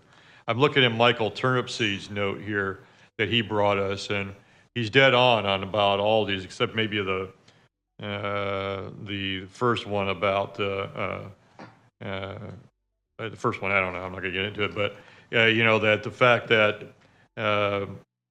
the budget doesn't address some of these important things that we've been talking about, and I think we know this, but we need to continue to work on these items. So I guess in order to be succinct and move on, I would say that we're going to need to have some more aggressive conversations this year as council about what things we're willing to cut. And the department heads are really going to have to dig deep and, and really think about how we deliver the services that we deliver, what services that are better done by other people, and how we can cut expenses. So I don't think I have anything else. Thank you, Mayor. Thank you, Councilmember Coleman. Vice Mayor. Thank you, Mayor, and thank you to my council colleagues for your input, but most importantly, thank you to our residents and our constituents for coming out week after week through the budget process and being actively involved and avidly participating. I also wanted to thank the folks that are advocating for spay and neuter services. My dog will often come to council meetings with me, and she goes to a doggy daycare that is near where you all provide services. And the line that forms before you all are even open is really incredible to see. And it just goes to show that our community is sorely missing this service. And where government can't fully meet the community, organizations as yourself do, and it brings us along. So thank you for calling us into this process. And it truly helps. And for the first time in I think my conscious adult life of being involved in budgeting processes, city manager and I had conversations about how do we take City Hall to the public. And so we had budget hearings and meetings in each ward. But we can, of course, do better. We want the public to be involved and give us input early on. And even just 2 weeks ago, we received really fruitful and informative feedback. And while our budgeting process can improve, while where we're spending money, investing money can come closer to how our residents would like it to be spent, we do count on you all to bring us along and call us in the ways that you have so that we can meet you and bring City Hall to you. That is our job as the stewards of the city. And while all expenditures and all spending is not perfect, and we'd like to invest much more in beautifying our city, keeping our residents housed, and making sure that the city is a place where people live and thrive and don't just survive. And that is the goal of this dais, and we approach it in different ways, and I think that's the beauty of a democracy. And while we are the stewards of this city, the council works for the people, and so our budget should reflect that. Our budget should reflect spending that meets people's needs. And I'm taking into account the recommendations from my council colleagues as well. And our job is to make sure that we can provide transparency, integrity, and steadfast support to our residents through the services that we fund. For advocates who've stuck around for as long as we have and have been here every week, I want to thank our advocates who are making sure that we literally plant seeds for the future, for tomorrow. We may not see the fruits of those trees, but at some point, many years from now, someone's going to say, I'm really glad that they came to every single city council meeting and that their council was responsive and investing. And people will ask, when did the city of Bakersfield change from feeling 135 degrees on a sidewalk to maybe feeling 95 degrees? And even that's a huge difference. Planting trees is truly a quality of life issue. It's a public health issue. It is a social determinant of our health. And as so many folks have pointed out, that investment being made in parts of our city where maybe a percentage is hard to imagine, but like parts of Ward 1, Ward 7, Ward 2 even less than 1% is covered in trees. And so we've got a lot of work to do there, and I'm glad we can start with this budget cycle.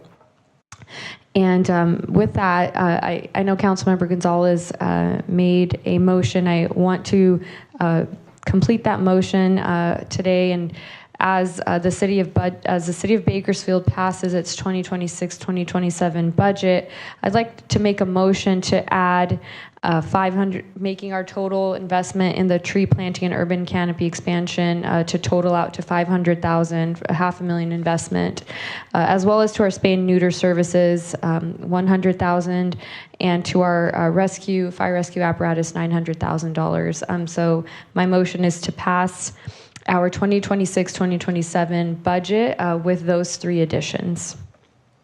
Thank you. Thank you, Vice Mayor. Any other requests for comment? Seeing none, you have a motion. Please cast your votes.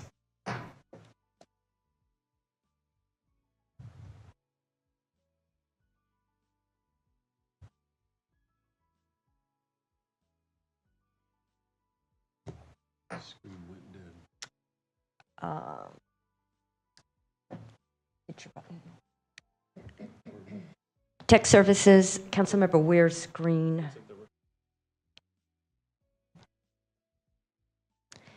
Mayor, I can You can do conduct a roll call yeah, vote. that would be good. Vice Mayor Core, Yes. Councilmember Arias, Aye. Councilmember Gonzalez, Yes. Councilmember Weir, No. Councilmember Smith is absent, Councilmember Coman, Yes. Councilmember Bashirtosh. Yes. Motion is approved with Councilmember Weir voting no and Councilmember Smith absent. Thank you. And I just want to thank SOS Dog Rescue, Robbie Miller. Thank you so much for your investment this past year that helped move us along. And to all of you with our animal advocates, thank you so much. And to our tree people also. We're not quite finished yet. Oh, he has to go. Okay. Next item, please. Getting an MRI at 9:30 for the Oh, record. all right, On my, that on is my broken important. foot. Feel better, Councilmember Bashir Tash. Godspeed. Council and Mayor's statements. 9:30. Wow. All right. Request for Councilmember Gonzalez. Thank you, Mayor. I'll be quick. Earlier tonight, we heard from a mother with big hopes for her children and for all children and for all mothers in our community. Ms. Brambley, I thank you so much for being here tonight. And she, for the benefit of the public, provided a sample resolution for this council to consider. And I read it during the break, and I thought it was wonderfully written, and I thought it was very thoughtful. And I think it's an incredible resource, an important resource for all of our families. And so I will be happy to make the referral tonight that we consider this resolution at a future upcoming council meeting. Thank you so much for being here. Thank you. Other requests? We're about to celebrate our nation's 250th birthday, and we have celebrations coming up at the park at Riverwalk on July 3rd, and I will have a proclamation celebrating that milestone event. And seeing no other requests to speak, we're adjourned at 9:05.